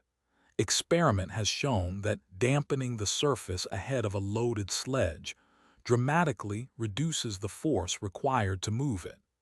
And Egyptian wall paintings showing the transportation of large statues show a man pouring liquid ahead of the sledge's runners from a vessel he carries. The ropes used for hauling were of twisted plant fiber, papyrus or half a grass, thick and strong, worn smooth in the places where many hands had gripped them, abraded where they passed over the wooden rollers placed at intervals to keep them from dragging on the ground. The pulling of these ropes was done in a slow, coordinated rhythm, the work gang leaning forward together at the overseer's signal, and applying their weight gradually and evenly, moving the sledge a few inches at a time in a series of steady, unhurried increments. This was not a task that could be rushed. Stone does not respond to urgency. It responds to patience, to the slow, consistent application of force in the right direction, maintained without interruption for as long as is required. The men who pulled the sledges understood this in their bodies, in the way that all people who do heavy physical work understand the difference between the kind of force that is sustainable over long periods and the kind that exhausts itself quickly and produces no lasting result. The ramp by which the stone was raised from the ground to the growing height of the pyramid is one of the persistent debates of Egyptology, a question without a definitive answer, because the ramp, being made of the same rubble and mud brick as the surrounding landscape, left no clear and permanent trace of its form. Various configurations have been proposed over the years, from a single long straight ramp extending out from one face of the pyramid to spiral ramps that wound around all four faces as the pyramid grew, each proposal meeting with certain objections related to the geometry of the structure or the practicalities of construction. What is agreed upon is that some form of ramp existed, that the blocks were not lifted vertically, but hauled up an inclined surface, their weight partially supported by the incline itself. Whatever form the ramp took, the experience of hauling a block of stone up it would have been one of slow, sustained, collective effort. The work gang leaning forward against their ropes at an angle, their feet finding purchase on the packed rubble surface, their breathing measured and rhythmic, the weight of the stone constant and unvarying behind them. The overseer would have called the rhythm, a slow, repeated word or phrase that gave the men a beat to pull together, converting the effort of many individuals into a single coordinated force. This sound, the low, rhythmic call of the overseer, the creak of the ropes, the slow grinding of the sledge runners on the ramp's surface, would have been one of the constant sounds of the building site, present throughout the working day from the cool of the early morning to the gathering heat of the afternoon. The setting of each block into its final position was a task that required patience and precision. The blocks had to be placed with their faces aligned, their courses level, their joints tight enough that the finished structure would present the smooth, even surface that the architects required. The workers who did this fine work, the setters and dressers who followed behind the haulers and placed the blocks into position, were skilled men, men with a practiced eye for level and plumb, who could look at a block and see immediately whether it sat correctly or needed adjustment. They worked with copper tools, chisels and adzes and saws, and with the patient attention of craftsmen who understood that the quality of their work would be visible in some form or another for a very long time. The sound of copper tools on limestone was a soft, steady sound, a gentle chipping and scraping that was absorbed by the enormous mass of stone around it and returned as something even quieter, a whisper of industry that spread across the plateau in the warm morning air and mingled with the sounds of the hauling gangs further down the slope and the distant sound of the quarrying teams working at the base of the plateau. It was a sound that must have been as familiar to the people of the Giza Plateau during the generations of pyramid building as the sound of the river was familiar to the people of the villages below. A constant background presence, the oral texture of an era. The dust was everywhere.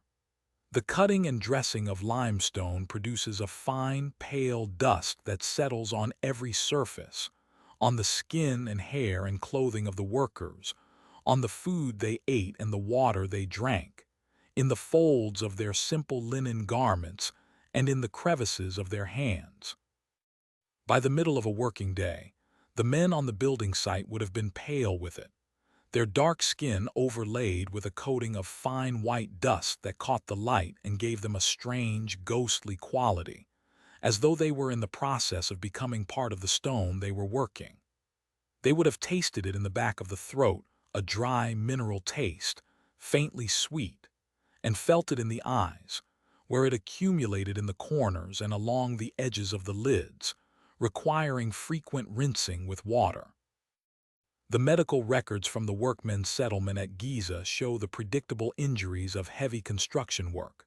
crushed fingers and toes from dropped blocks, fractures of the arms and legs from falls, back injuries from the sustained physical strain of hauling and lifting. They also show evidence of careful treatment: bones set and splinted, wounds cleaned and dressed, workers apparently recovered from significant injuries and returned to work. There was a doctor, or someone who performed the functions of a doctor, in the settlement, and this person treated the injured with the mixture of practical remedy and ritual formula that characterized Egyptian medicine: bandages and splints and poultices of willow bark, alongside spells recited over the wound and protective amulets placed against the skin. The men who died during the construction, and some did, from accidents and illness and the ordinary attrition of hard physical life, were buried in the cemetery adjacent to the settlement, in simple graves marked with small, roughly cut limestone stelae that preserved their names and sometimes a few words about who they were and where they came from. These graves have survived, and the people they commemorate have survived with them: ordinary men with ordinary names, men who came from villages along the Nile and spent part of their lives hauling stone on the plateau above Memphis, and who were buried, when they died, within sight of the structure they had helped to build. There is something very slow and very still about the thought of those graves, lying in the desert sand on the edge of the plateau, the names on their rough limestone markers worn by the same patient wind that has been working on them for 4,500 years. The men they mark were not important men, not pharaohs or priests or officials of the court. They were workers, ordinary in the most literal sense, and yet their labor accumulated, stone by stone and year by year, into something so far beyond the ordinary that it has outlasted almost everything else that human hands have ever made. The pyramid rose. This is the essential fact of the building process: the slow, patient, year-by-year rising of the structure from the plateau surface toward the sky.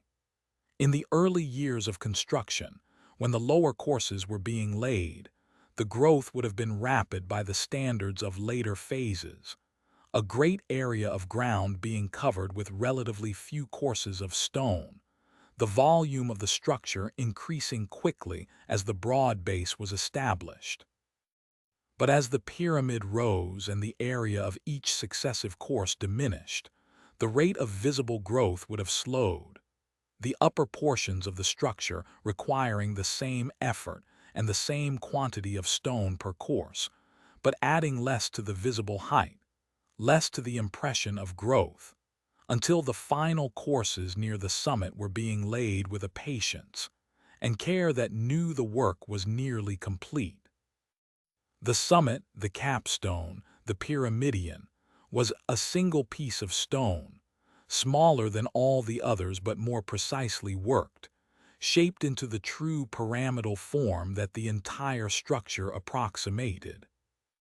It was, in some traditions, made of granite or quartzite, polished to a mirror finish that would have caught and reflected the light of the sun, in a way that the surrounding limestone could not, a bright point of light at the apex of the structure, visible from a great distance across the flat desert landscape, a beacon of reflected sunlight that the ancient Egyptians associated with the Benben stone of Heliopolis and with the rays of the sun itself, descending in solid form to touch the earth. The placing of the capstone was the end of the building, but not the end of the work. After the capstone came the casing, the process of smoothing and finishing the outer surface of the pyramid, working downward from the summit as the ramps were removed, dressing the outer faces of the casing blocks to a smooth, even plane that, when complete, would present a surface of brilliant white limestone so precisely worked that the joints between individual blocks were barely visible, the whole surface presenting itself to the eye as a single, unbroken expanse of pale stone. This casing work was the slowest and most careful of all the construction tasks,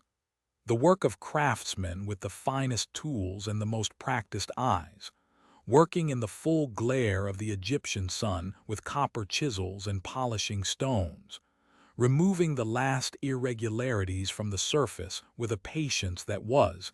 even by Egyptian standards, extraordinary. The sound of this work was the softest of all the sounds of the building site, a faint, dry whisper of stone against stone, barely audible at any distance, absorbed immediately by the enormous pale mass of the structure itself. When the work was finally complete, when the last casing stone had been polished and the last section of ramp had been dismantled and carried away, the pyramid stood alone on the plateau in the clear Egyptian light, its surfaces brilliant and still, its form rising from the desert with a simplicity and a certainty that suggested not construction but revelation, as though the form had always been present in the stone, and the builders had simply removed everything that was not the pyramid. It cast its shadow across the plateau in a long, slowly moving triangle that shifted with the hours of the day, sweeping across the sand like the hand of some immense, patient instrument for the measuring of time. And time is what it measured, in the end, not in the mechanical sense but in the deeper sense of endurance, of presence maintained across the passing of years and centuries and millennia. The pyramid did not do anything in the ordinary sense.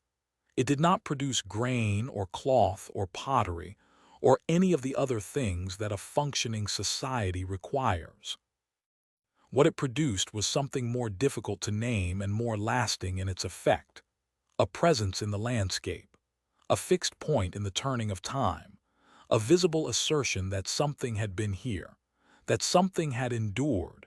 that the slow, patient labor of many thousands of human beings had been organized and directed toward a single, vast, unhurried purpose, and had achieved it. The plateau at Giza in the late afternoon, when the sun is low and the shadows of the pyramids are very long across the sand, has a quality of stillness that is unlike the stillness of most places. It is a stillness that has depth to it, a stillness that seems to have been accumulating for a very long time and to have reached, by now, a kind of completion, a fullness of quiet that leaves no room for noise or urgency or the small, sharp concerns of ordinary life. The stone is warm from the day's sun, and the sand at its base is fine and pale, and the sky above is the deep, saturated blue of a clear Egyptian evening, and the shadows are purple and soft, and the whole enormous scene, the three great pyramids, the smaller satellite pyramids, the Sphinx lying in its hollow, the distant line of palm trees at the cultivation's edge, lies in a silence so complete that it seems almost to breathe. This is what the builders made, not just the stones, and not just the form that the stones describe, but this quality of stillness, this depth of quiet, this patient, ancient presence in the landscape that outlasted the men who made it, and the civilization that commissioned it, and the gods that it was built to honor. And that remains, in the fading light of a desert afternoon,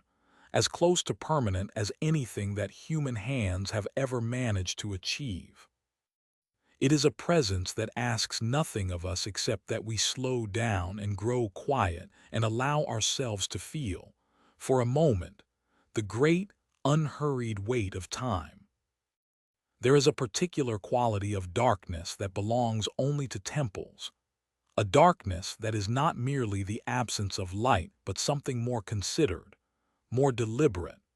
a darkness that has been carefully constructed and maintained over centuries for specific purposes, for the creation of a particular kind of interior atmosphere in which the ordinary world of bright sun and open sky and the sound of the river retreats to a very great distance, and something else, something quieter and older and more patient, is allowed to come forward. In the great stone temples of ancient Egypt, this darkness was not accidental. It was designed. It was the architecture of mystery made manifest in limestone and sandstone, and the precise calculation of where openings would be placed, and how large they would be, and what quality of light they would admit, light that entered the temple in thin, precise shafts, falling at exact angles across the polished stone floors, illuminating specific surfaces and leaving others in deep, soft shadow. To walk into an Egyptian temple, even today when the temples are roofless, and the calculated darkness of their interiors has been replaced by the open sky, is to feel something of the principle that governed their design, the principle of gradual transition, of slow movement from the outside world into an interior world of increasing stillness and increasing sanctity. The approach to the temple began in the open, in the wide, dusty space before the pylon gateway, where the great flagstaff stood with their colored pennants moving in the warm breeze, and the two seated colossi flanked the entrance with their expressions of absolute, stone-faced serenity, and the incised reliefs on the pylon's face showed the pharaoh smiting his enemies in the frozen, eternal gesture of royal power. But this openness was already being organized, already directing the approaching visitor toward a single point, the gateway that led inside, that led through the thick stone wall of the pylon and out the other side into the first courtyard and the beginning of the long, slow journey inward. Each successive space within the temple was smaller and darker than the last. The open courtyard gave way to the hypostyle hall,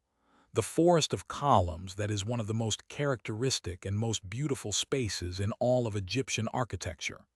a space in which the massive, closely spaced columns, their surfaces covered in painted relief and rising to capitals of lotus or papyrus blossom, created an interior landscape of such density and complexity that the eye could not take it all in at once, but had to move slowly through it, registering one surface, and then another. One painted scene, and then the next, in a process of gradual, unhurried discovery. The light in the hypostyle hall came from clear-story windows set high in the walls above the central nave, narrow openings that admitted thin, oblique shafts of light that fell through the forest of columns in long, dusty diagonals, catching the color of the painted reliefs and warming the stone to gold and amber. Beyond the hypostyle hall, the spaces grew progressively smaller and the light progressively dimmer, until, at the very center of the temple, in the sanctuary that housed the cult statue of the god, there was virtually no light at all. The sanctuary was a small room, surprisingly small, given the vast scale of the outer structures, with a low ceiling and thick walls and a floor of polished stone, and in it stood the naos, the shrine, a box of hard stone or gilded wood within which the statue of the god rested in the absolute darkness of its innermost chamber. This statue was not visible to ordinary worshippers. It was not visible to most of the temple's priests. Only the highest-ranking priests, performing the daily ritual of the god's awakening and dressing and feeding, entered this innermost space, and they did so in conditions of careful ritual purity and with the specific gestures and words that long tradition prescribed.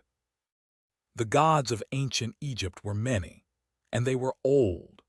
older than the temples that housed them, older than the hieroglyphic texts that described them, older perhaps than any of the forms in which they were depicted, which changed and accumulated over the long centuries of Egyptian religious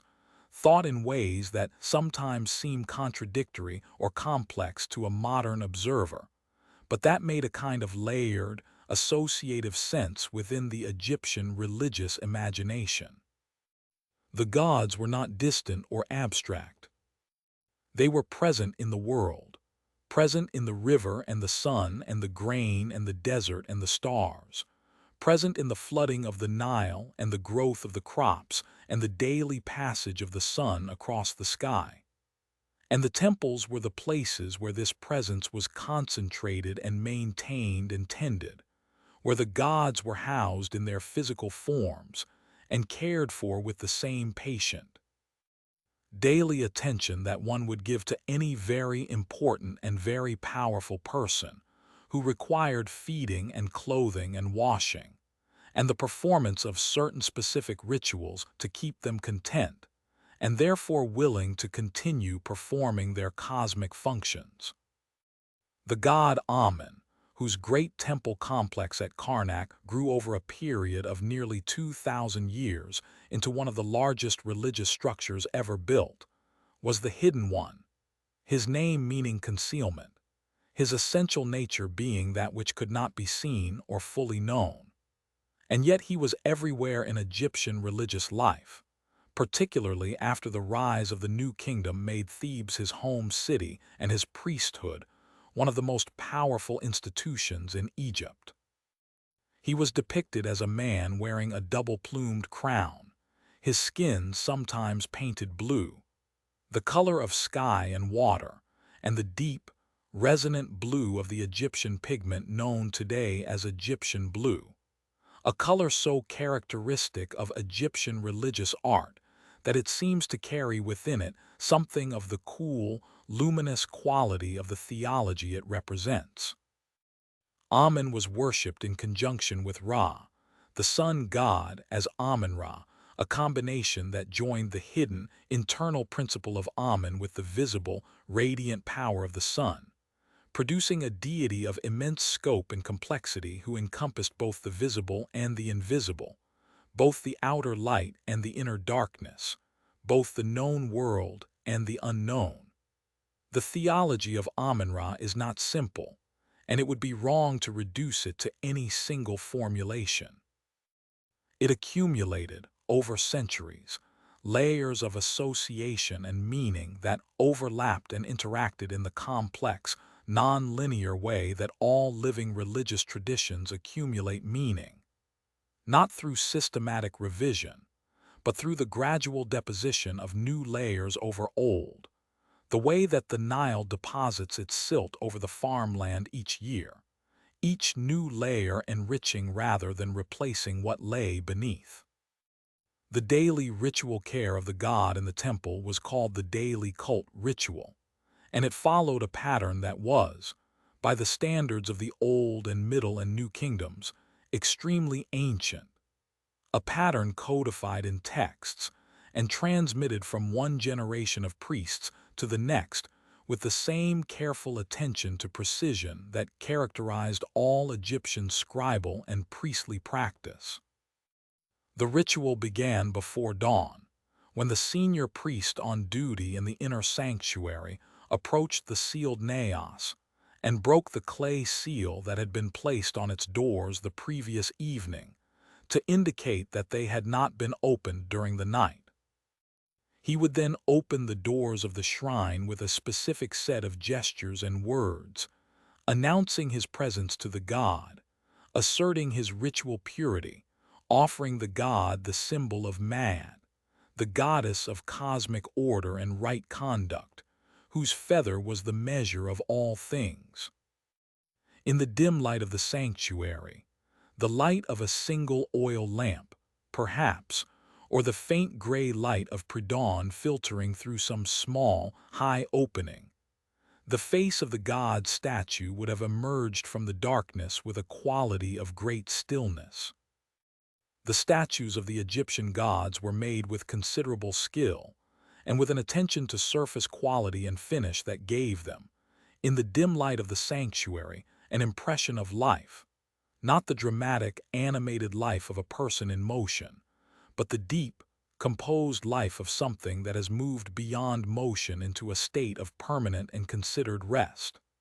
Their eyes, inlaid with stone or glass or metal, caught the lamp's light and returned it with a faint, steady gleam. The priest would wash the statue with natron, the naturally occurring salt compound found in the Egyptian desert that was used for purification in both life and death, and dress it in fresh linen, carefully folding and arranging the fabric with hands that moved slowly and precisely through gestures, repeated many thousands of times. He would apply cosmetics, kohl around the eyes, oil on the skin of the statue, with small, delicate instruments of alabaster or ivory. He would offer food and drink, bread and beer and meat and vegetables,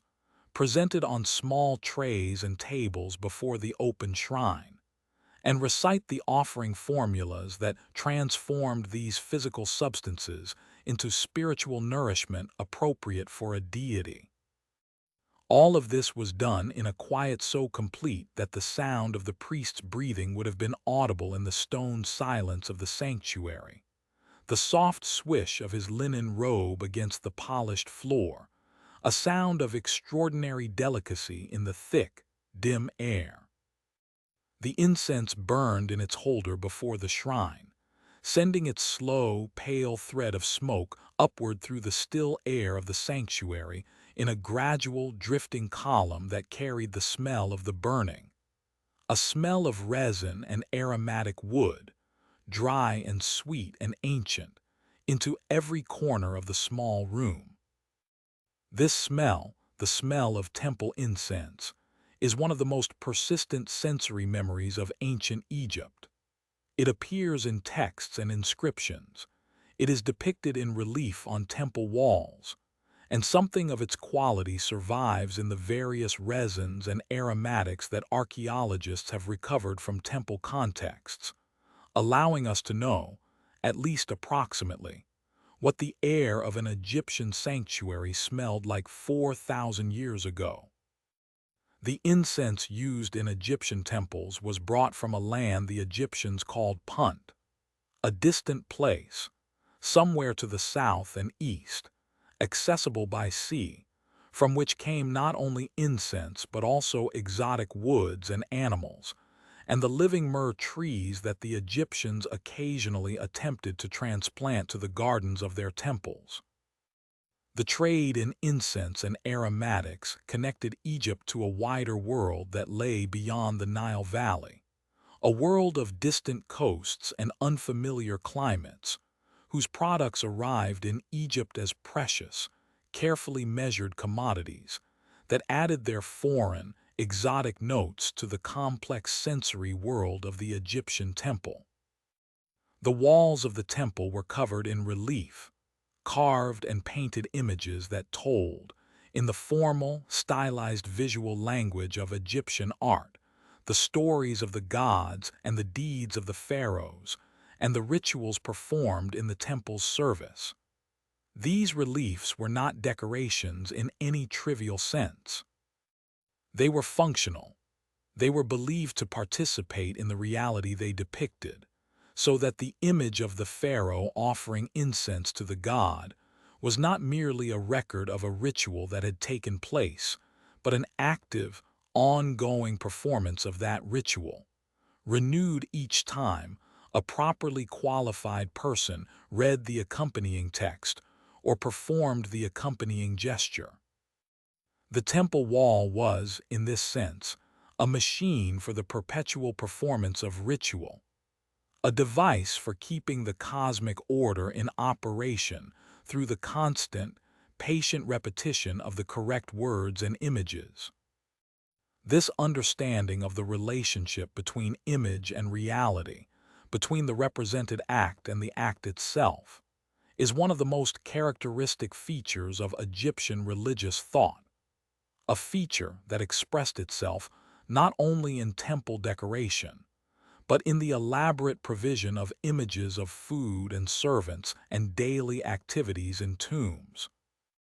where the depicted provisions were intended to nourish the deceased in the afterlife, with the same efficacy as the real provisions that were placed in the tomb at burial. It reflected a way of thinking about the world in which the boundary between representation and reality was more permeable than we tend to assume, in which a carefully made image, accompanied by the correct words, had genuine power to affect the world it depicted. The priests who maintained the temples were a professional class, men,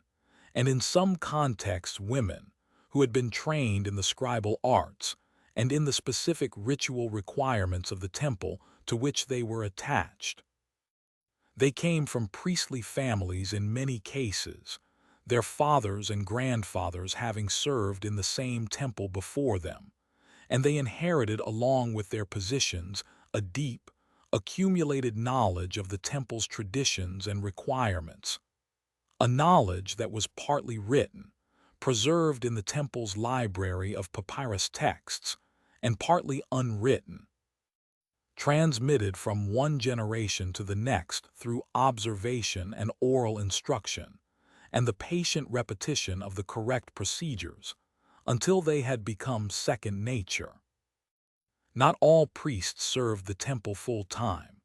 In many temples, particularly in smaller settlements, the priests served in rotation, spending 1 month in 3 or 1 month in 4 in active temple service, and returning for the remaining time to their ordinary lives as scribes or officials or farmers. This rotation meant that the priestly role was distributed more widely through Egyptian society than a purely professional clergy would have required, connecting the temple and its rituals to the broader population in a way that kept the religious life of the community from becoming too remote or too specialized.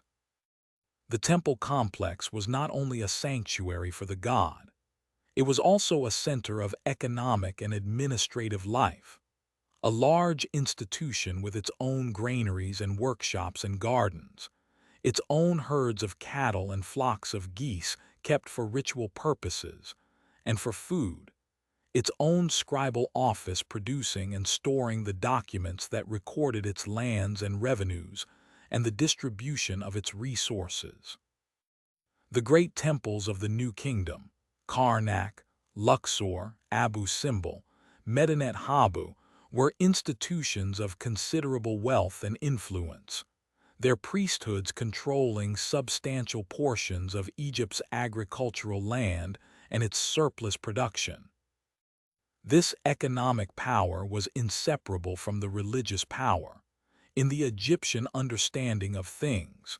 because the prosperity of the land depended on the correct performance of the rituals that maintained the cosmic order, and the correct performance of those rituals required the resources to sustain the temple and its personnel. The garden of the temple was a place of deliberate beauty and careful cultivation, a space in which the plants and trees of the natural world were arranged according to an aesthetic and a religious intention, creating an environment that reflected, in miniature, the ordered and fertile world that the temple's rituals were designed to maintain. Sacred pools, rectangular and still, reflected the sky and the palm trees that grew along their edges, their surfaces dark and smooth, and carrying on them the slow, drifting motion of lotus leaves and the occasional movement of a duck or a goose. The sacred pool was used for ritual purification. Priests bathed in it before performing their duties, and on certain festival occasions, it was the site of specific ritual activities that are described in temple texts. It was also simply beautiful, in the quiet, functional way that Egyptian design so often achieves beauty. A space of water and shade and the slow, patient growth of plants, set within the larger stone geometry of the temple precinct. The lotus, the blue and white water lilies that grew in the sacred pools and in the quiet backwaters of the Nile, was among the most sacred of Egyptian plants, associated with creation and with the rising sun, its habit of closing at night and opening in the morning light making it a natural symbol for the daily rebirth of the sun, and by extension, for the larger cycles of death and renewal that Egyptian religion took as its central concern.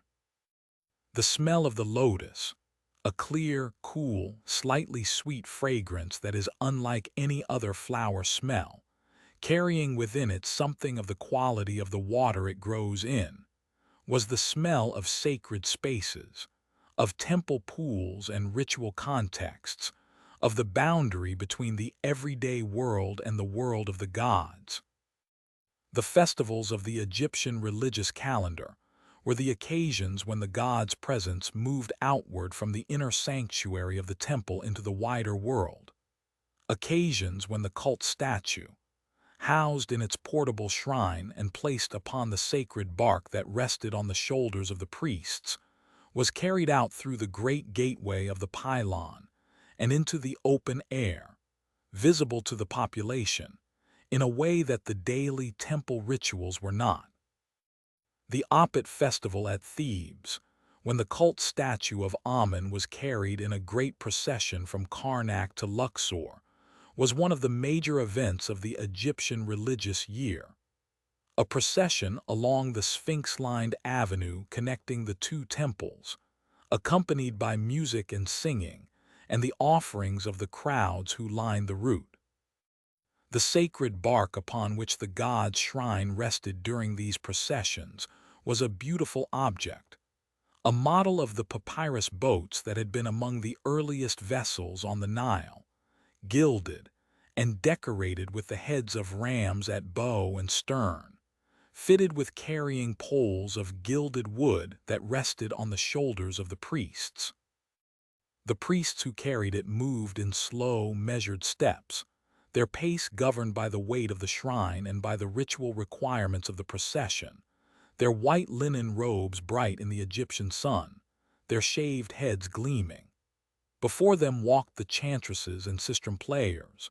women who shook the bronze sistrum rattles in a slow, rhythmic pattern that produced a dry, metallic sound, like the sound of seed pods in a breeze, that carried ahead of the procession and announced its approach. The crowds that gathered to watch and participate in the festival would have been people from the full range of Egyptian society: farmers and craftsmen and scribes and soldiers and merchants,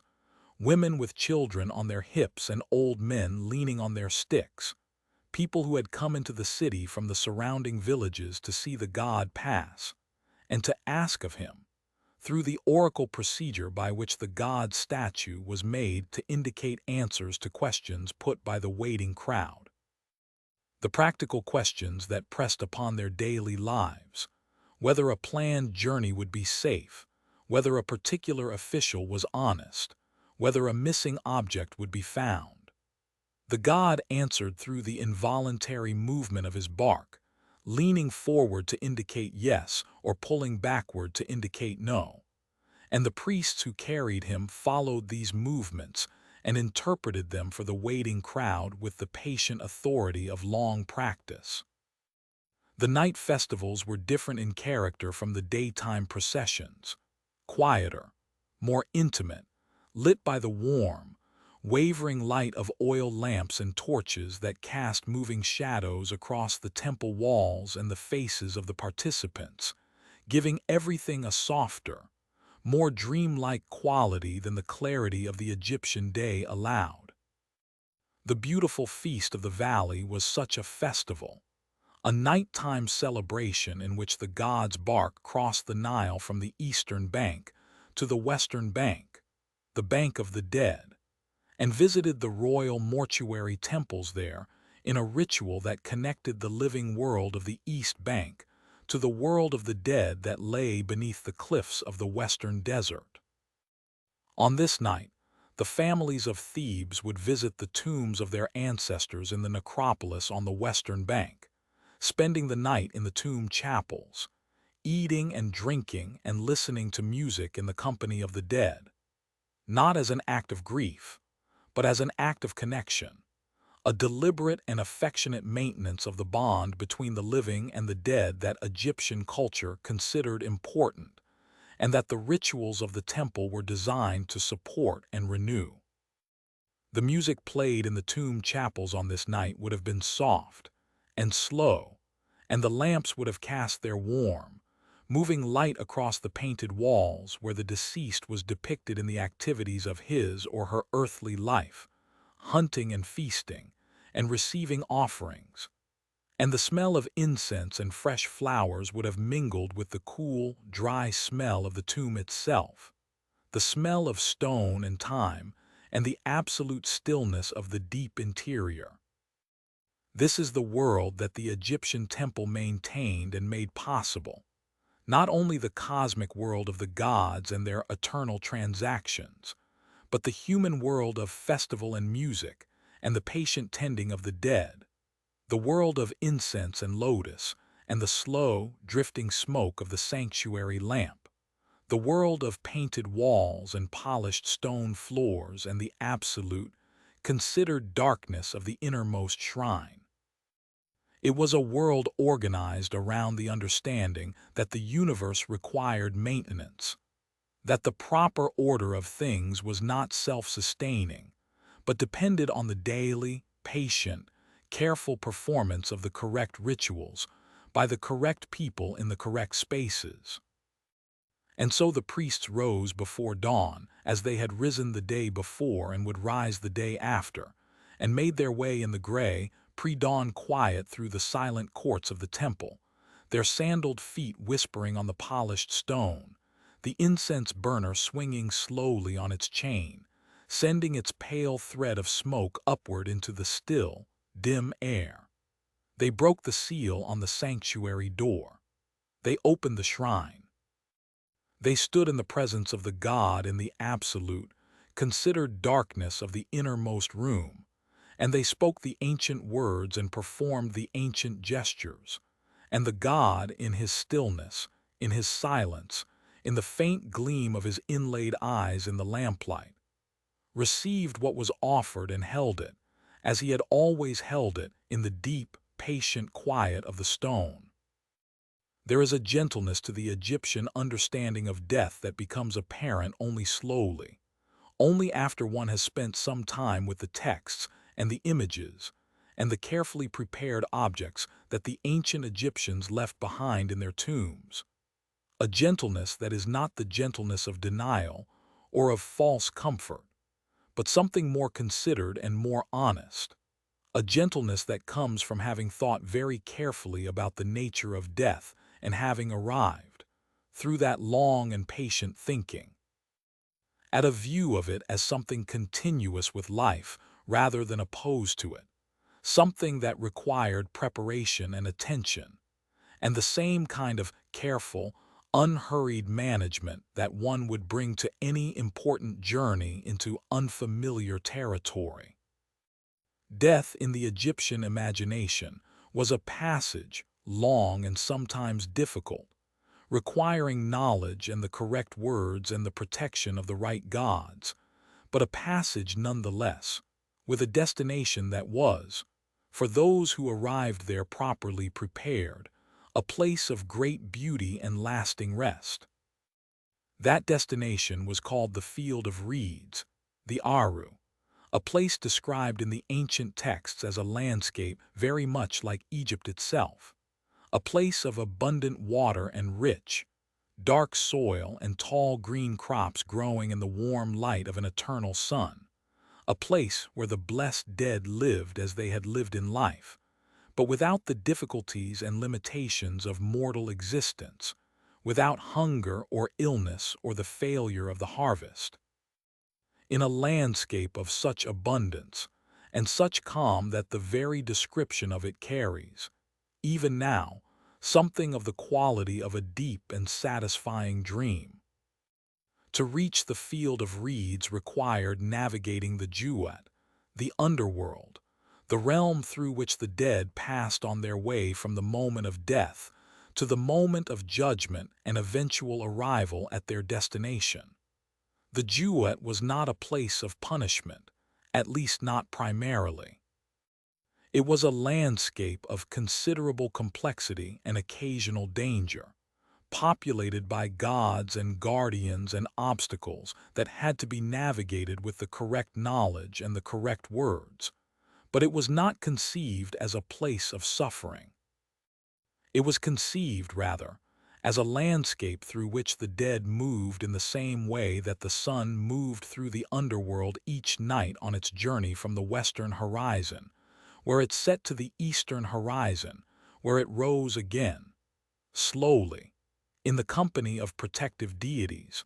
through a darkness that was itself a kind of rest, a necessary interval of quiet before the return of the light. The preparation of the dead for this journey was among the most elaborate and carefully considered practices of Egyptian civilization, a set of procedures so precisely developed over so many centuries that it constitutes, in its accumulated detail, one of the most extraordinary documents of human thought about mortality and what lies beyond it. At its center was the practice of mummification, the careful, patient preparation of the physical body to resist decay, to maintain the integrity of the form that the deceased had inhabited in life, so that the soul, on its return from the underworld, would have a body to return to. The word we use, mummification, does not quite capture the spirit of what the ancient Egyptians were doing. It suggests a technical process, a procedure applied to a body by skilled hands, which is accurate as far as it goes. But the Egyptian understanding of what mummification accomplished was richer and more intimate than a technical description allows. The body was the vessel of the person. It was the home of the Ka, the vital force, the life energy, that had animated the living person, and that required a physical home even after death. To preserve the body was to maintain the conditions under which the Ka could continue to exist, to provide it with the physical anchor it needed to receive the offerings of food and drink and linen that the living left at the tomb, and that the dead, through the agency of the Ka, would continue to need.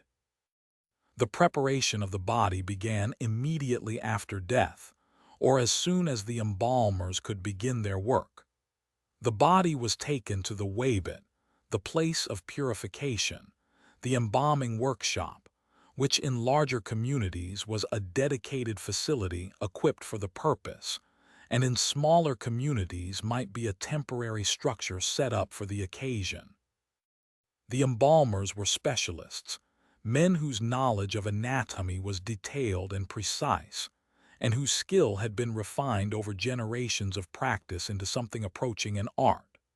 They worked with linen and natron and oils and resins and the specific tools of their trade, copper hooks and knives, linen bandages of different widths, amulets of faience and stone, and they worked slowly, with the patience that their task required, because good mummification was not a hurried process. The first step was the removal of the internal organs, the liver and the lungs and the stomach and the intestines, which were the most vulnerable to decay, and which, if left in place, would undermine the preservation of the rest of the body.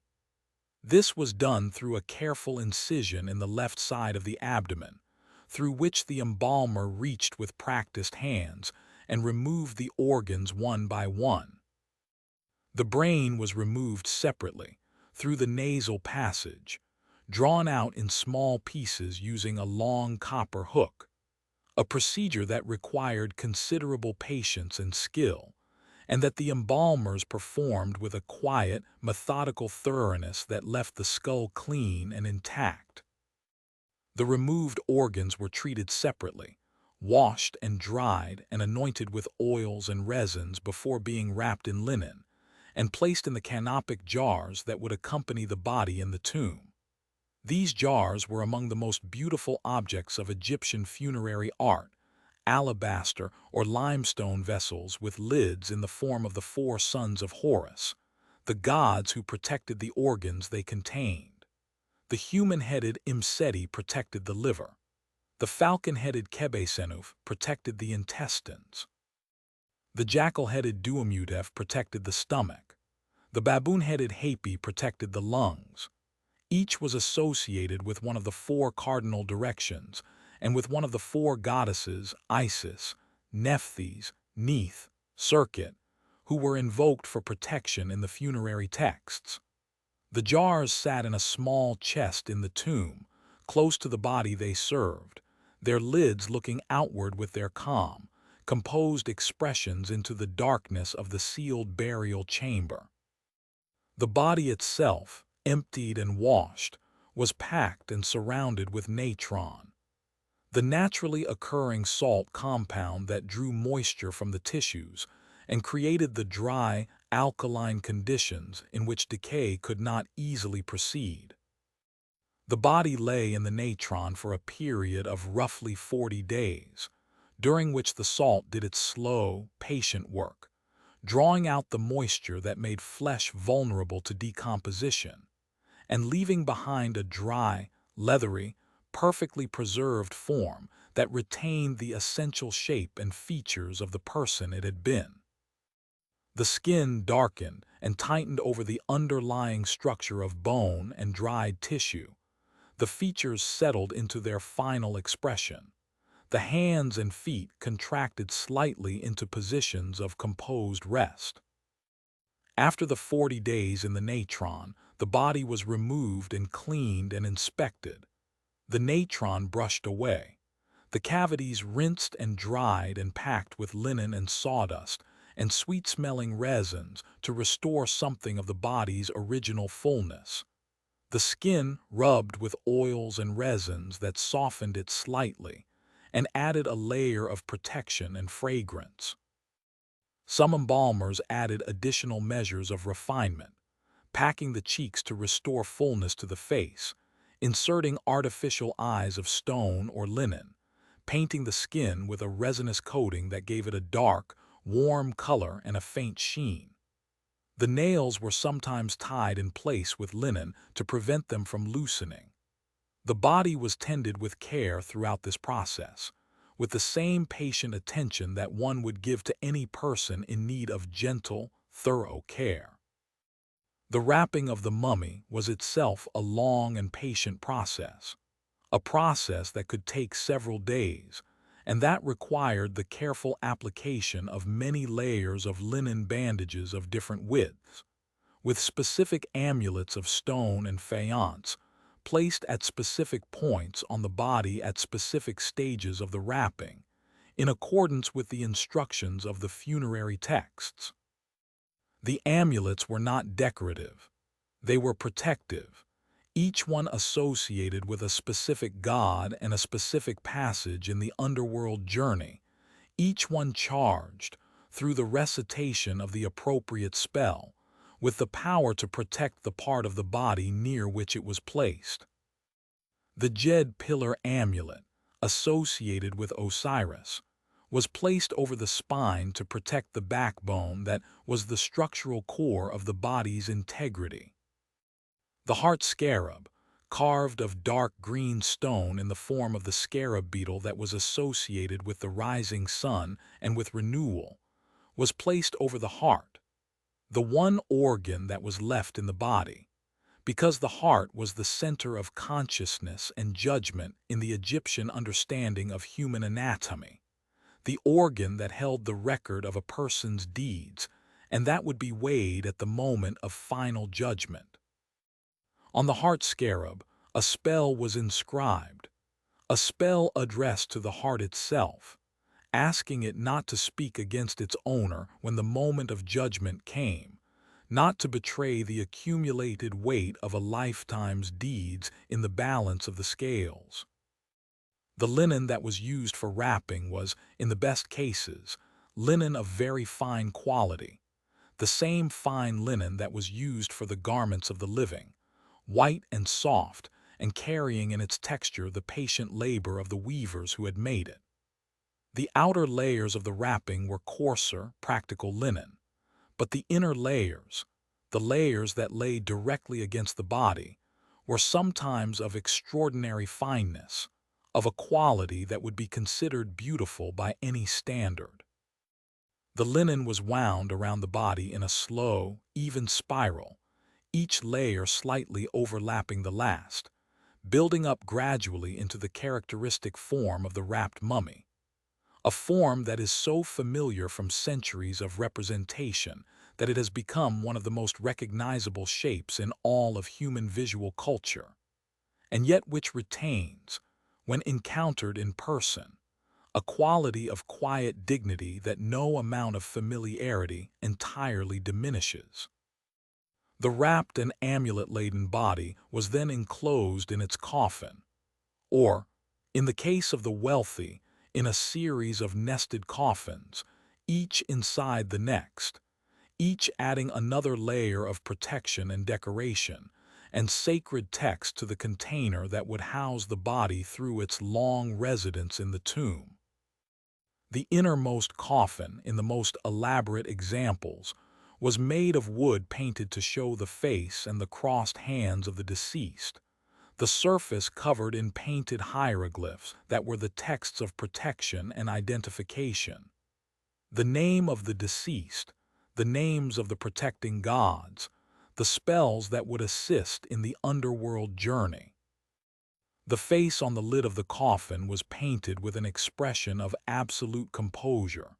the eyes wide and steady, the slight curve of the lips suggesting something that in a living face might be called peaceful, and that in this context seems closer to certainty, the certainty of someone who has accepted a transition and is prepared for what comes next. The journey to the tomb was made in procession, the coffin carried on a sledge drawn by oxen,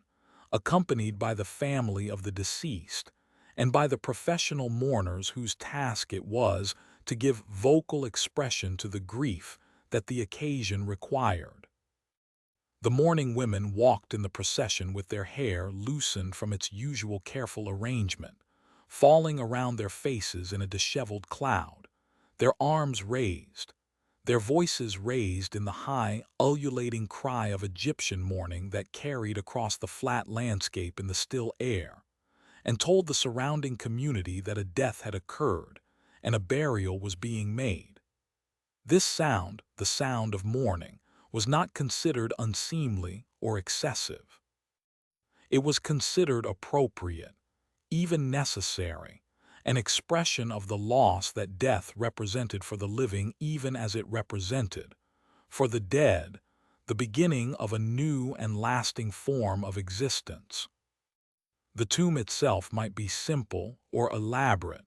depending on the wealth and status of the deceased. For the ordinary people of the villages along the Nile, the tomb was likely a modest affair. A pit cut into the desert sand or the rocky ground at the cultivation's edge, deep enough to be below the reach of the annual flood, furnished with the objects that the deceased would need in the afterlife. Pottery vessels containing food and drink, tools and weapons, personal ornaments, a few small shabtis, the small figurines of faience or stone or painted wood that were intended to perform the agricultural labor that the deceased might be called upon to do in the field of reeds, responding to the summons by saying, "Here I am. I will do it," so that the deceased could continue to rest undisturbed while the shabtis performed whatever work was required. For the wealthy and the powerful, the tomb was something considerably more elaborate, a rock-cut chamber or a constructed monument,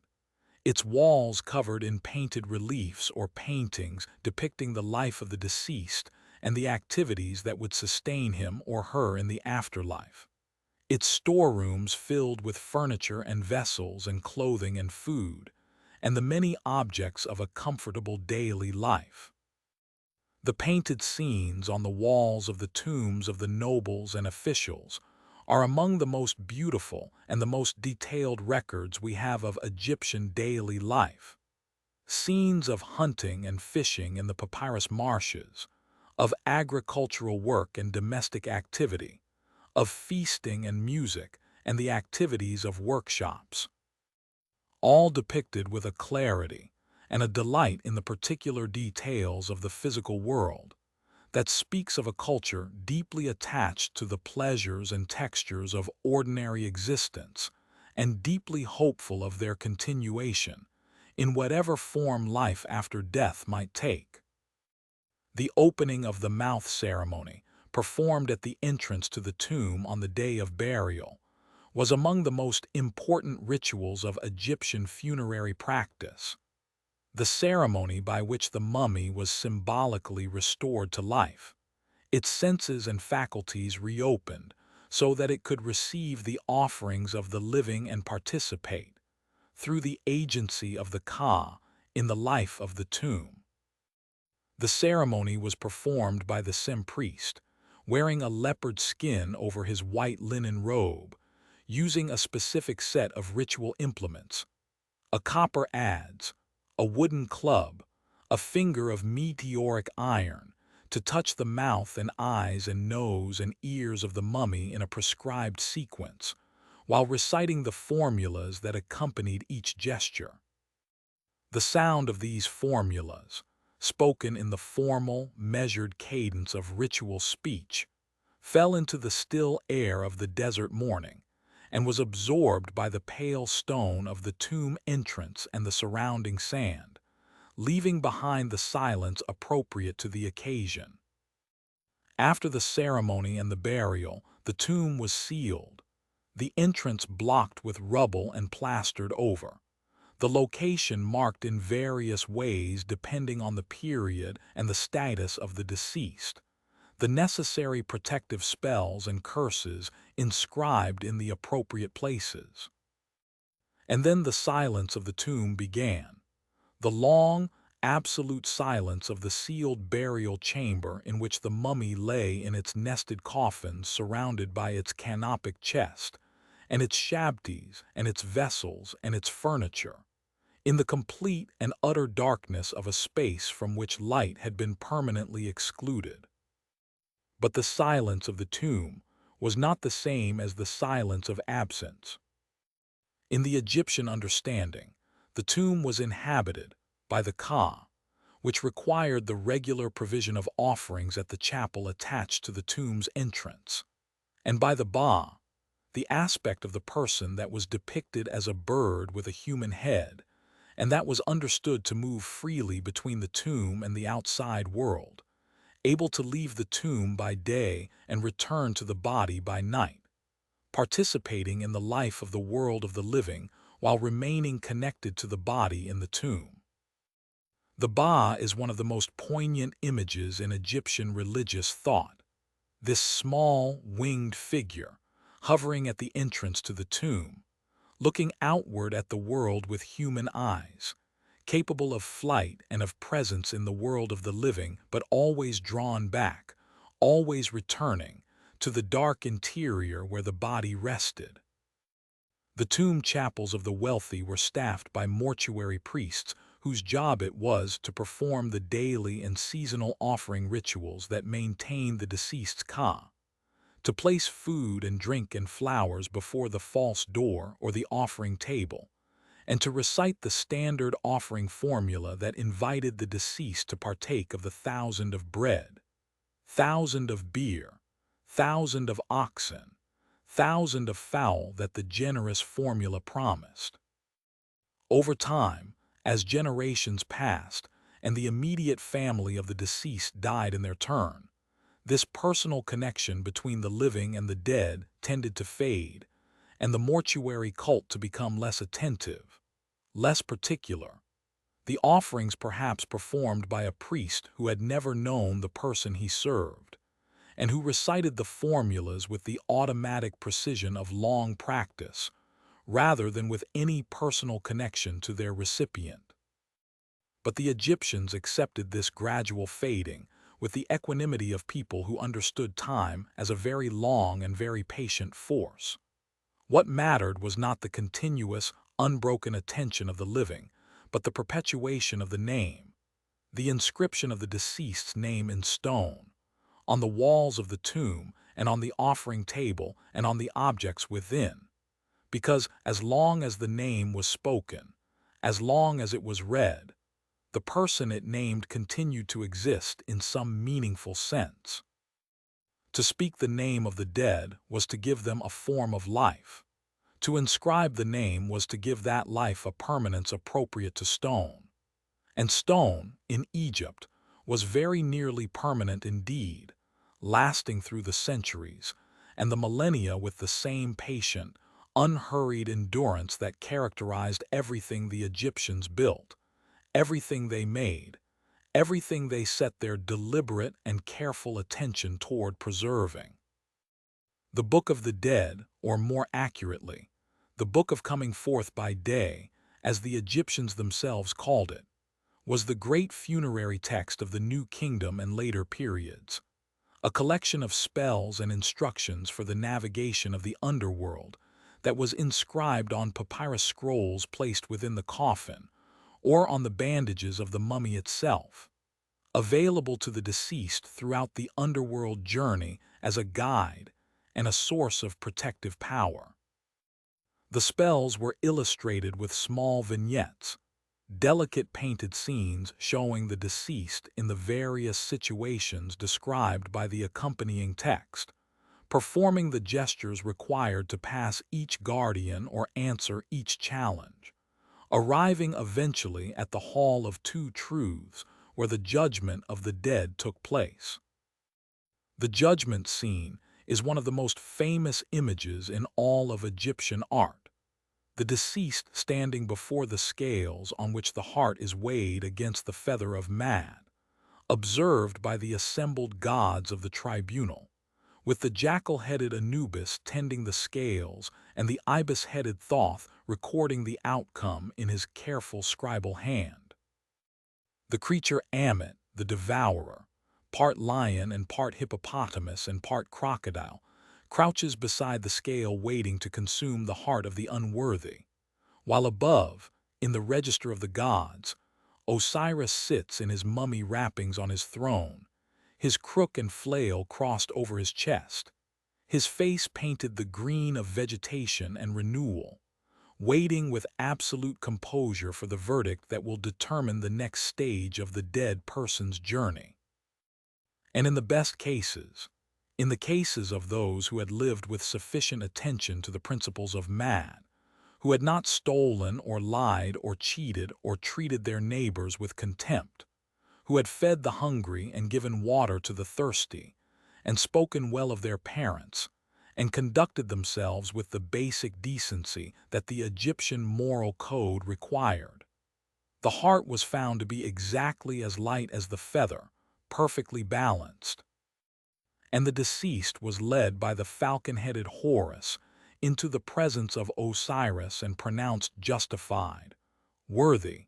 deserving of admission to the field of reeds. And there, in that landscape of eternal green and still water and the warm, unhurried light of an Egyptian day that never ended and never grew too hot, the blessed dead walked in their white linen along the banks of wide channels, and the grain grew tall around them, and the birds called from the papyrus beds, and the water moved slowly in its ancient course through the dark, rich earth, and everything was still, and everything was gentle, and the long journey was over. And the rest that followed it was deep and complete, and without end. There is a particular quality to endings that slow civilizations share with slow evenings, a quality of gradual diminishment,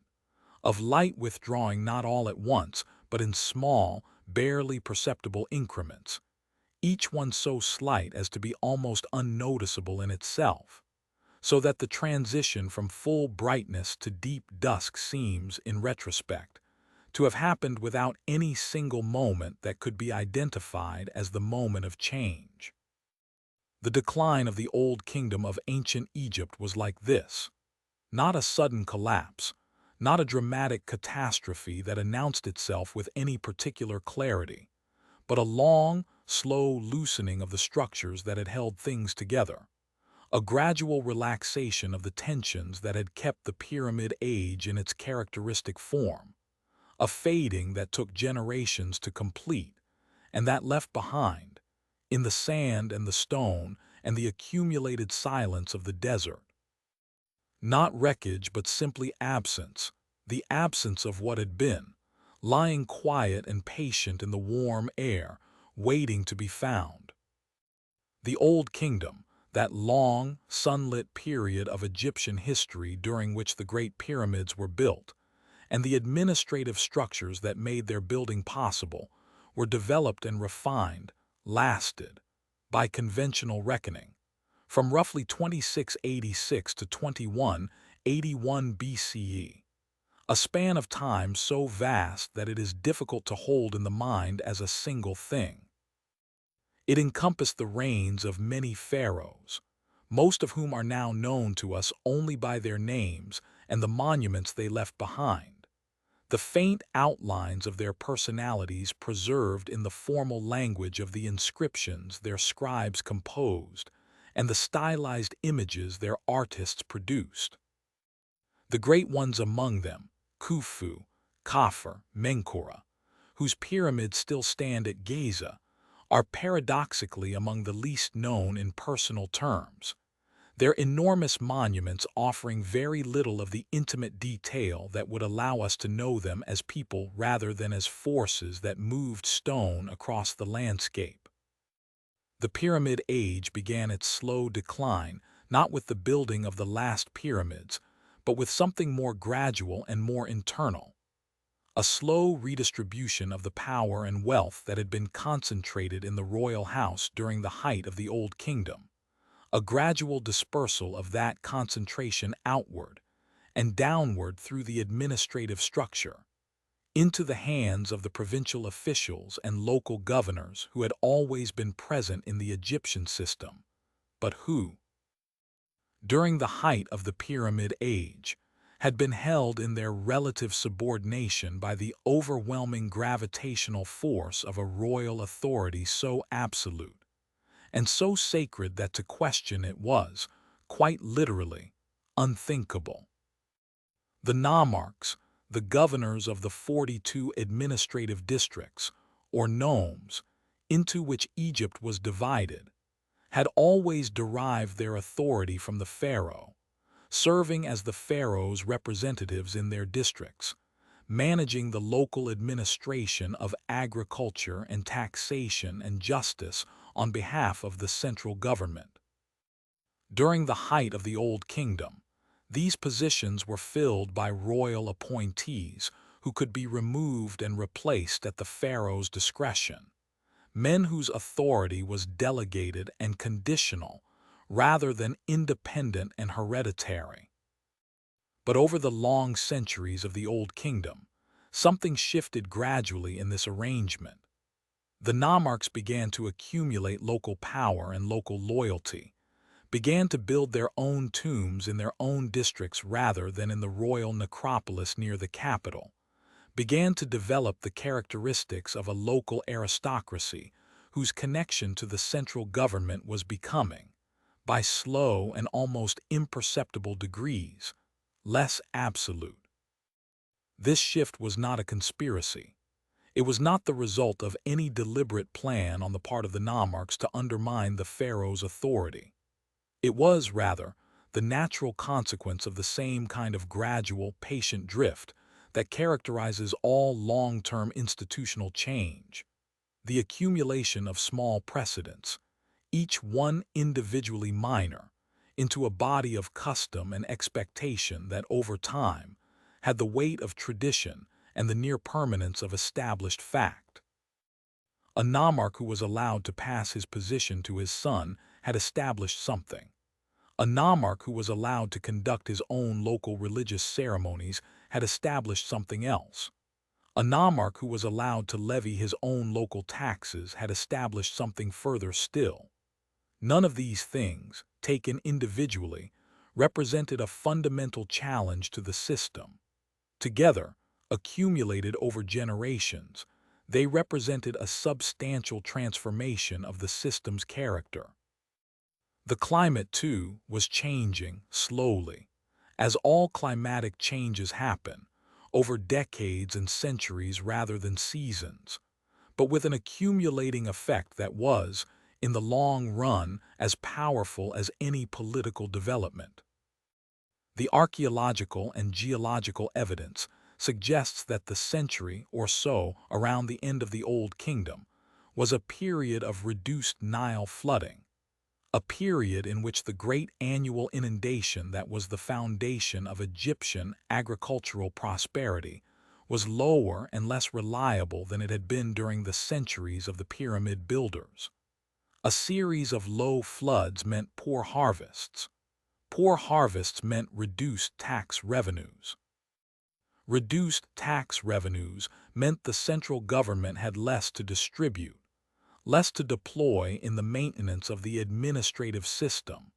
less to draw upon for the great building projects that had expressed and reinforced its authority. Famine is a slow thing, in the way that drought is a slow thing. It builds up through a series of seasons,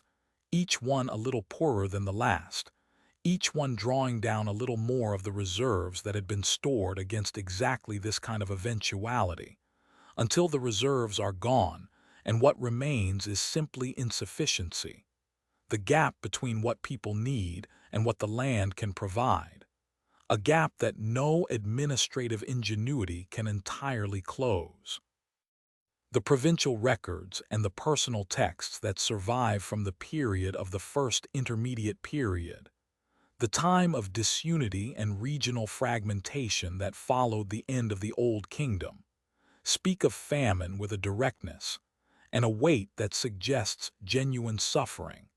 a disruption of the comfortable, familiar rhythms of agricultural life that the people of the Nile Valley had relied upon for generations. The nomarch Anktifi, who governed the nome of Hierakonpolis in the period after the Old Kingdom's collapse, left behind in his rock-cut tomb at Ma'ala a text of considerable personal force, a text in which he describes his own efforts to manage famine in his district, to distribute food to the hungry, to maintain order in conditions of considerable difficulty. The text is not modest. It is the record of a man who understood himself to be operating in exceptional circumstances, and who wanted future generations to know what those circumstances had been and what he had done in response to them. But beneath the self-promotion of the text, there is something more genuine and more affecting: the portrait of a world in which the usual structures had loosened,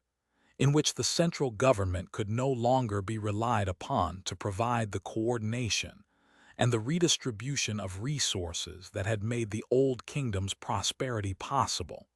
in which local leaders had to find their own ways of managing the difficulties their communities faced. The capital at Memphis, which had been the administrative and religious center of the Old Kingdom, grew quieter during this period of dispersal and fragmentation,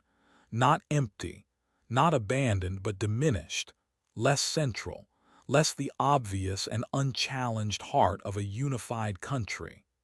The court still functioned in some form. Pharaohs still reigned. The king lists of later periods preserve their names in careful sequence, giving them their regnal years with the same scribal conscientiousness that had always characterized Egyptian record-keeping. But the authority of those pharaohs over the full extent of the country was increasingly nominal, increasingly a matter of formal tradition rather than practical control, the shadow of power maintaining the form of power after the substance had dispersed into the localities. The pyramids of the later Old Kingdom reflected this gradual diminishment in their physical form with a directness that is almost poignant. The pyramids of Khufu and Khafre and Menkaure at Giza represent the absolute peak of Old Kingdom royal ambition and Old Kingdom technical achievement, structures of such precision and such scale that their construction required the full, organized resources of a unified and prosperous state at the height of its confidence and its power. The pyramids built by the later pharaohs of the 5th and 6th dynasties are considerably smaller, their cores built not of solid stone, but of rubble and sand faced with an outer casing of limestone that, once the casing was removed, as it eventually was, over the medieval centuries, by builders quarrying the site for construction material, left behind a shapeless mound of accumulated debris that gives no immediate impression of the precise, geometric form it once presented to the sky. These later pyramids are not failures.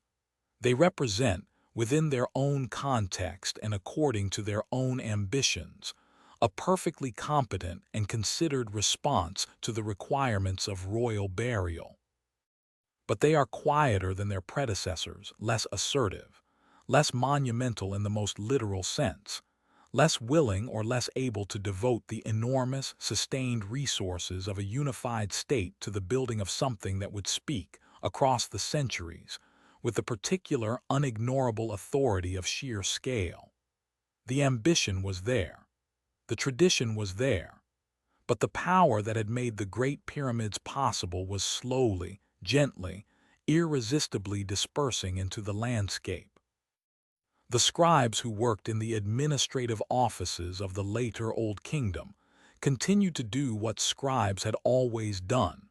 recording, measuring, calculating, preserving the documentary fabric of the state with the same patient attention that their predecessors had brought to the same tasks in the generations of the pyramid builders. The hieratic script in which they wrote their administrative papyri had been developing and refining itself for centuries, growing progressively more fluid and more cursive as the demands of rapid writing shaped the originally pictographic hieroglyphs into something more abstract, more efficient, more suited to the pace of daily administrative life. These documents, the grain tallies, the labor records, the correspondence between officials, the legal documents recording transfers of property and the settlement of disputes, are among the most intimate records we have of the Old Kingdom's daily administrative life. And they continue, right to the end of the period, with a regularity and a professionalism that suggests a bureaucracy maintaining its habits and its standards even as the larger structures within which it operated were slowly changing. The art of the later Old Kingdom also maintained its quality and its characteristic beauty, even as the scale of the projects it served diminished. The painted relief in the mastaba tombs of the 5th and 6th dynasty officials is among the finest produced during the entire span of Egyptian history. Delicate, precise, full of the particular delight in the natural world and in the textures of daily life that characterizes the best Egyptian tomb decoration at any period. The scenes of marsh hunting and fishing, of agricultural work and craft production, of feasting and music and the activities of the household, continued to be composed and executed with the same careful attention to detail, the same sensitivity to the qualities of movement and texture and light that had always distinguished Egyptian representational art at its best. In the long corridors of the rock-cut tombs at Saqqara and Giza, these scenes still carry something of their original freshness. The colors muted by millennia of darkness and the slow chemistry of the rock, but the forms as precise and as considered as ever, the hieroglyphs of the accompanying text still sharp in the stone, still readable to those who know the script. A man fishing in the papyrus marshes, his long pole bent slightly under the weight of the fish it has caught. A woman seated at a loom, her hands raised to throw the shuttle. A herd of cattle being counted by a seated official, while the herdsmen stand in a row with their animals before them, each beast painted with the careful individualism of an artist who had looked at cattle and seen them properly, who knew the particular way a cow holds its head and the particular quality of its calm, large-eyed attention. The transition from the Old Kingdom into the first intermediate period was not experienced as a transition by the people who lived through it. There was no moment at which the Old Kingdom ended and the intermediate period began, no announcement, no ceremony of dissolution, nothing that would have identified itself to a contemporary observer as a historical turning point. There was simply the slow, patient accumulation of change, the further loosening of central authority, the further consolidation of provincial power, the continued difficulty of the low Nile floods, and the continued challenge of maintaining adequate food production, the gradual fading of the great building projects that had expressed and maintained the ideology of royal omnipotence. For the farmers in the villages along the Nile, much of this change would have been invisible at the level of daily life. The river still flooded, more or less. The crops still grew, more or less. The bread was still baked in the clay ovens each morning, and the beer was still brewed in the large clay vessels, and the children still played in the dust of the village paths in the long, warm evenings. The animals grazed at the desert's edge, and the birds called from the papyrus beds, and the stars turned slowly overhead in their ancient, familiar patterns. What changed, at the level of daily life, was perhaps the degree of security and predictability that had characterized the Old Kingdom at its height. The confidence that the central administration would manage the distribution of resources and the maintenance of order that individual villages and districts could not manage for themselves. The gods, too, continued to be tended in the local shrines that every community maintained, in the household rituals that required no priesthood and no elaborate temple,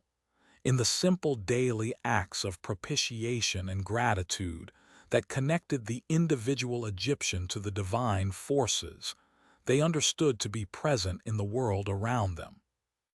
The great state temples might be less generously endowed during a period of reduced royal revenues, the elaborate festivals of the national cult perhaps less magnificent than they had been at the height of the Old Kingdom. but the local, intimate forms of religious practice, the offerings made at the household shrine, the protective amulets worn against the skin, the spells recited over a sick child or a poor harvest, continued without interruption, embedded in the texture of daily life at a level too deep and too persistent to be affected by the rise and fall of political structures. The desert kept its patient vigil at the edges of the cultivation, as it had always done and would always do. The pale, wind-smoothed dunes shifted imperceptibly from year to year, advancing and retreating according to the movements of the prevailing winds, occasionally covering the entrance to a tomb, or filling a section of abandoned irrigation channel with their fine, dry, mineral-scented sand. The desert was not hostile to what it covered. It was simply patient, patient in the way that only truly vast and truly old things can be patient,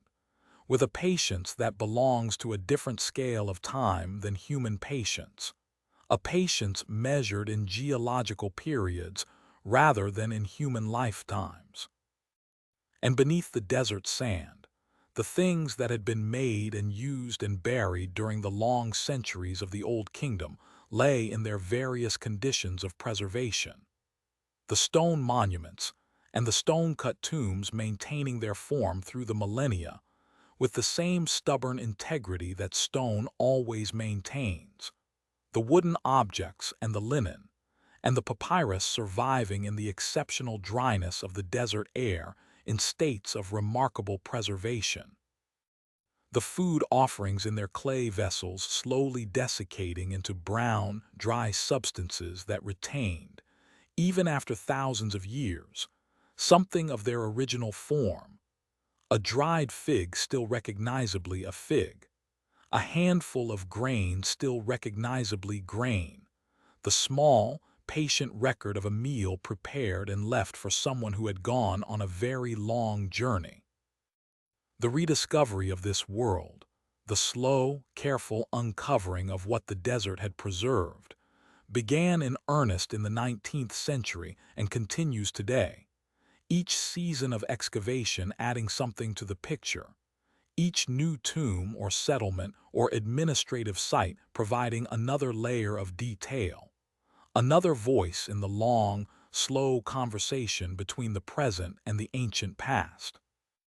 The archaeologists who do this work move through the landscape of the Old Kingdom with a patience that the Egyptians themselves would have recognized and respected,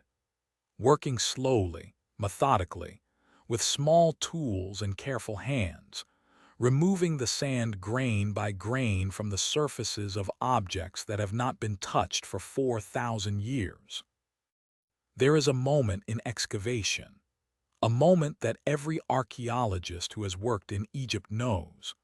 when the light of the present day first falls upon a surface that was last illuminated by the light of a world so distant from our own that it exists now only in fragments and traces,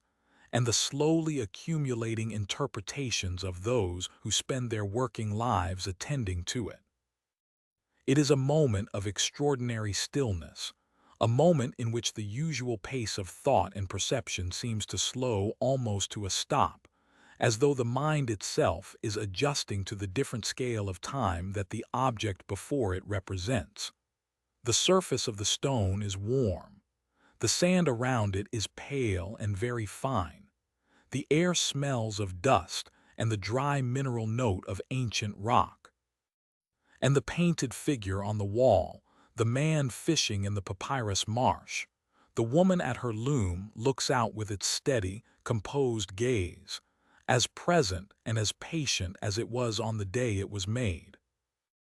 What remains of the Old Kingdom is not what was most valued at the time, not the perishable food and the living flowers, and the music that drifted through the warm evenings along the river, not the conversations that took place in the narrow paths between the mud-brick houses, not the sound of the grinding stone in the early morning, or the smell of bread cooking on the clay griddle. What remains is stone, mostly, The stone of the pyramids and the mastaba tombs and the temple foundations, the stone of the statues and the relief-carved walls, the stone of the canopic jars and the amulets and the small, precise objects of daily and ritual life that were placed in the tombs for reasons of care and love, and the ancient, patient hope of continuation. But stone carries memory in its own way, in the images cut into its surface, and the texts inscribed in the careful columns of hieroglyphs that run across its face, in the quality of its finish, and the precision of its form, in the accumulated evidence of the hands that shaped it, and the minds that directed those hands, and the culture that produced those minds. To stand before the great limestone blocks of the Giza Plateau in the early morning, when the light is still oblique and golden, and the shadows are long and soft across the pale surface of the stone, is to stand in the presence of something that has outlasted everything that accompanied its making.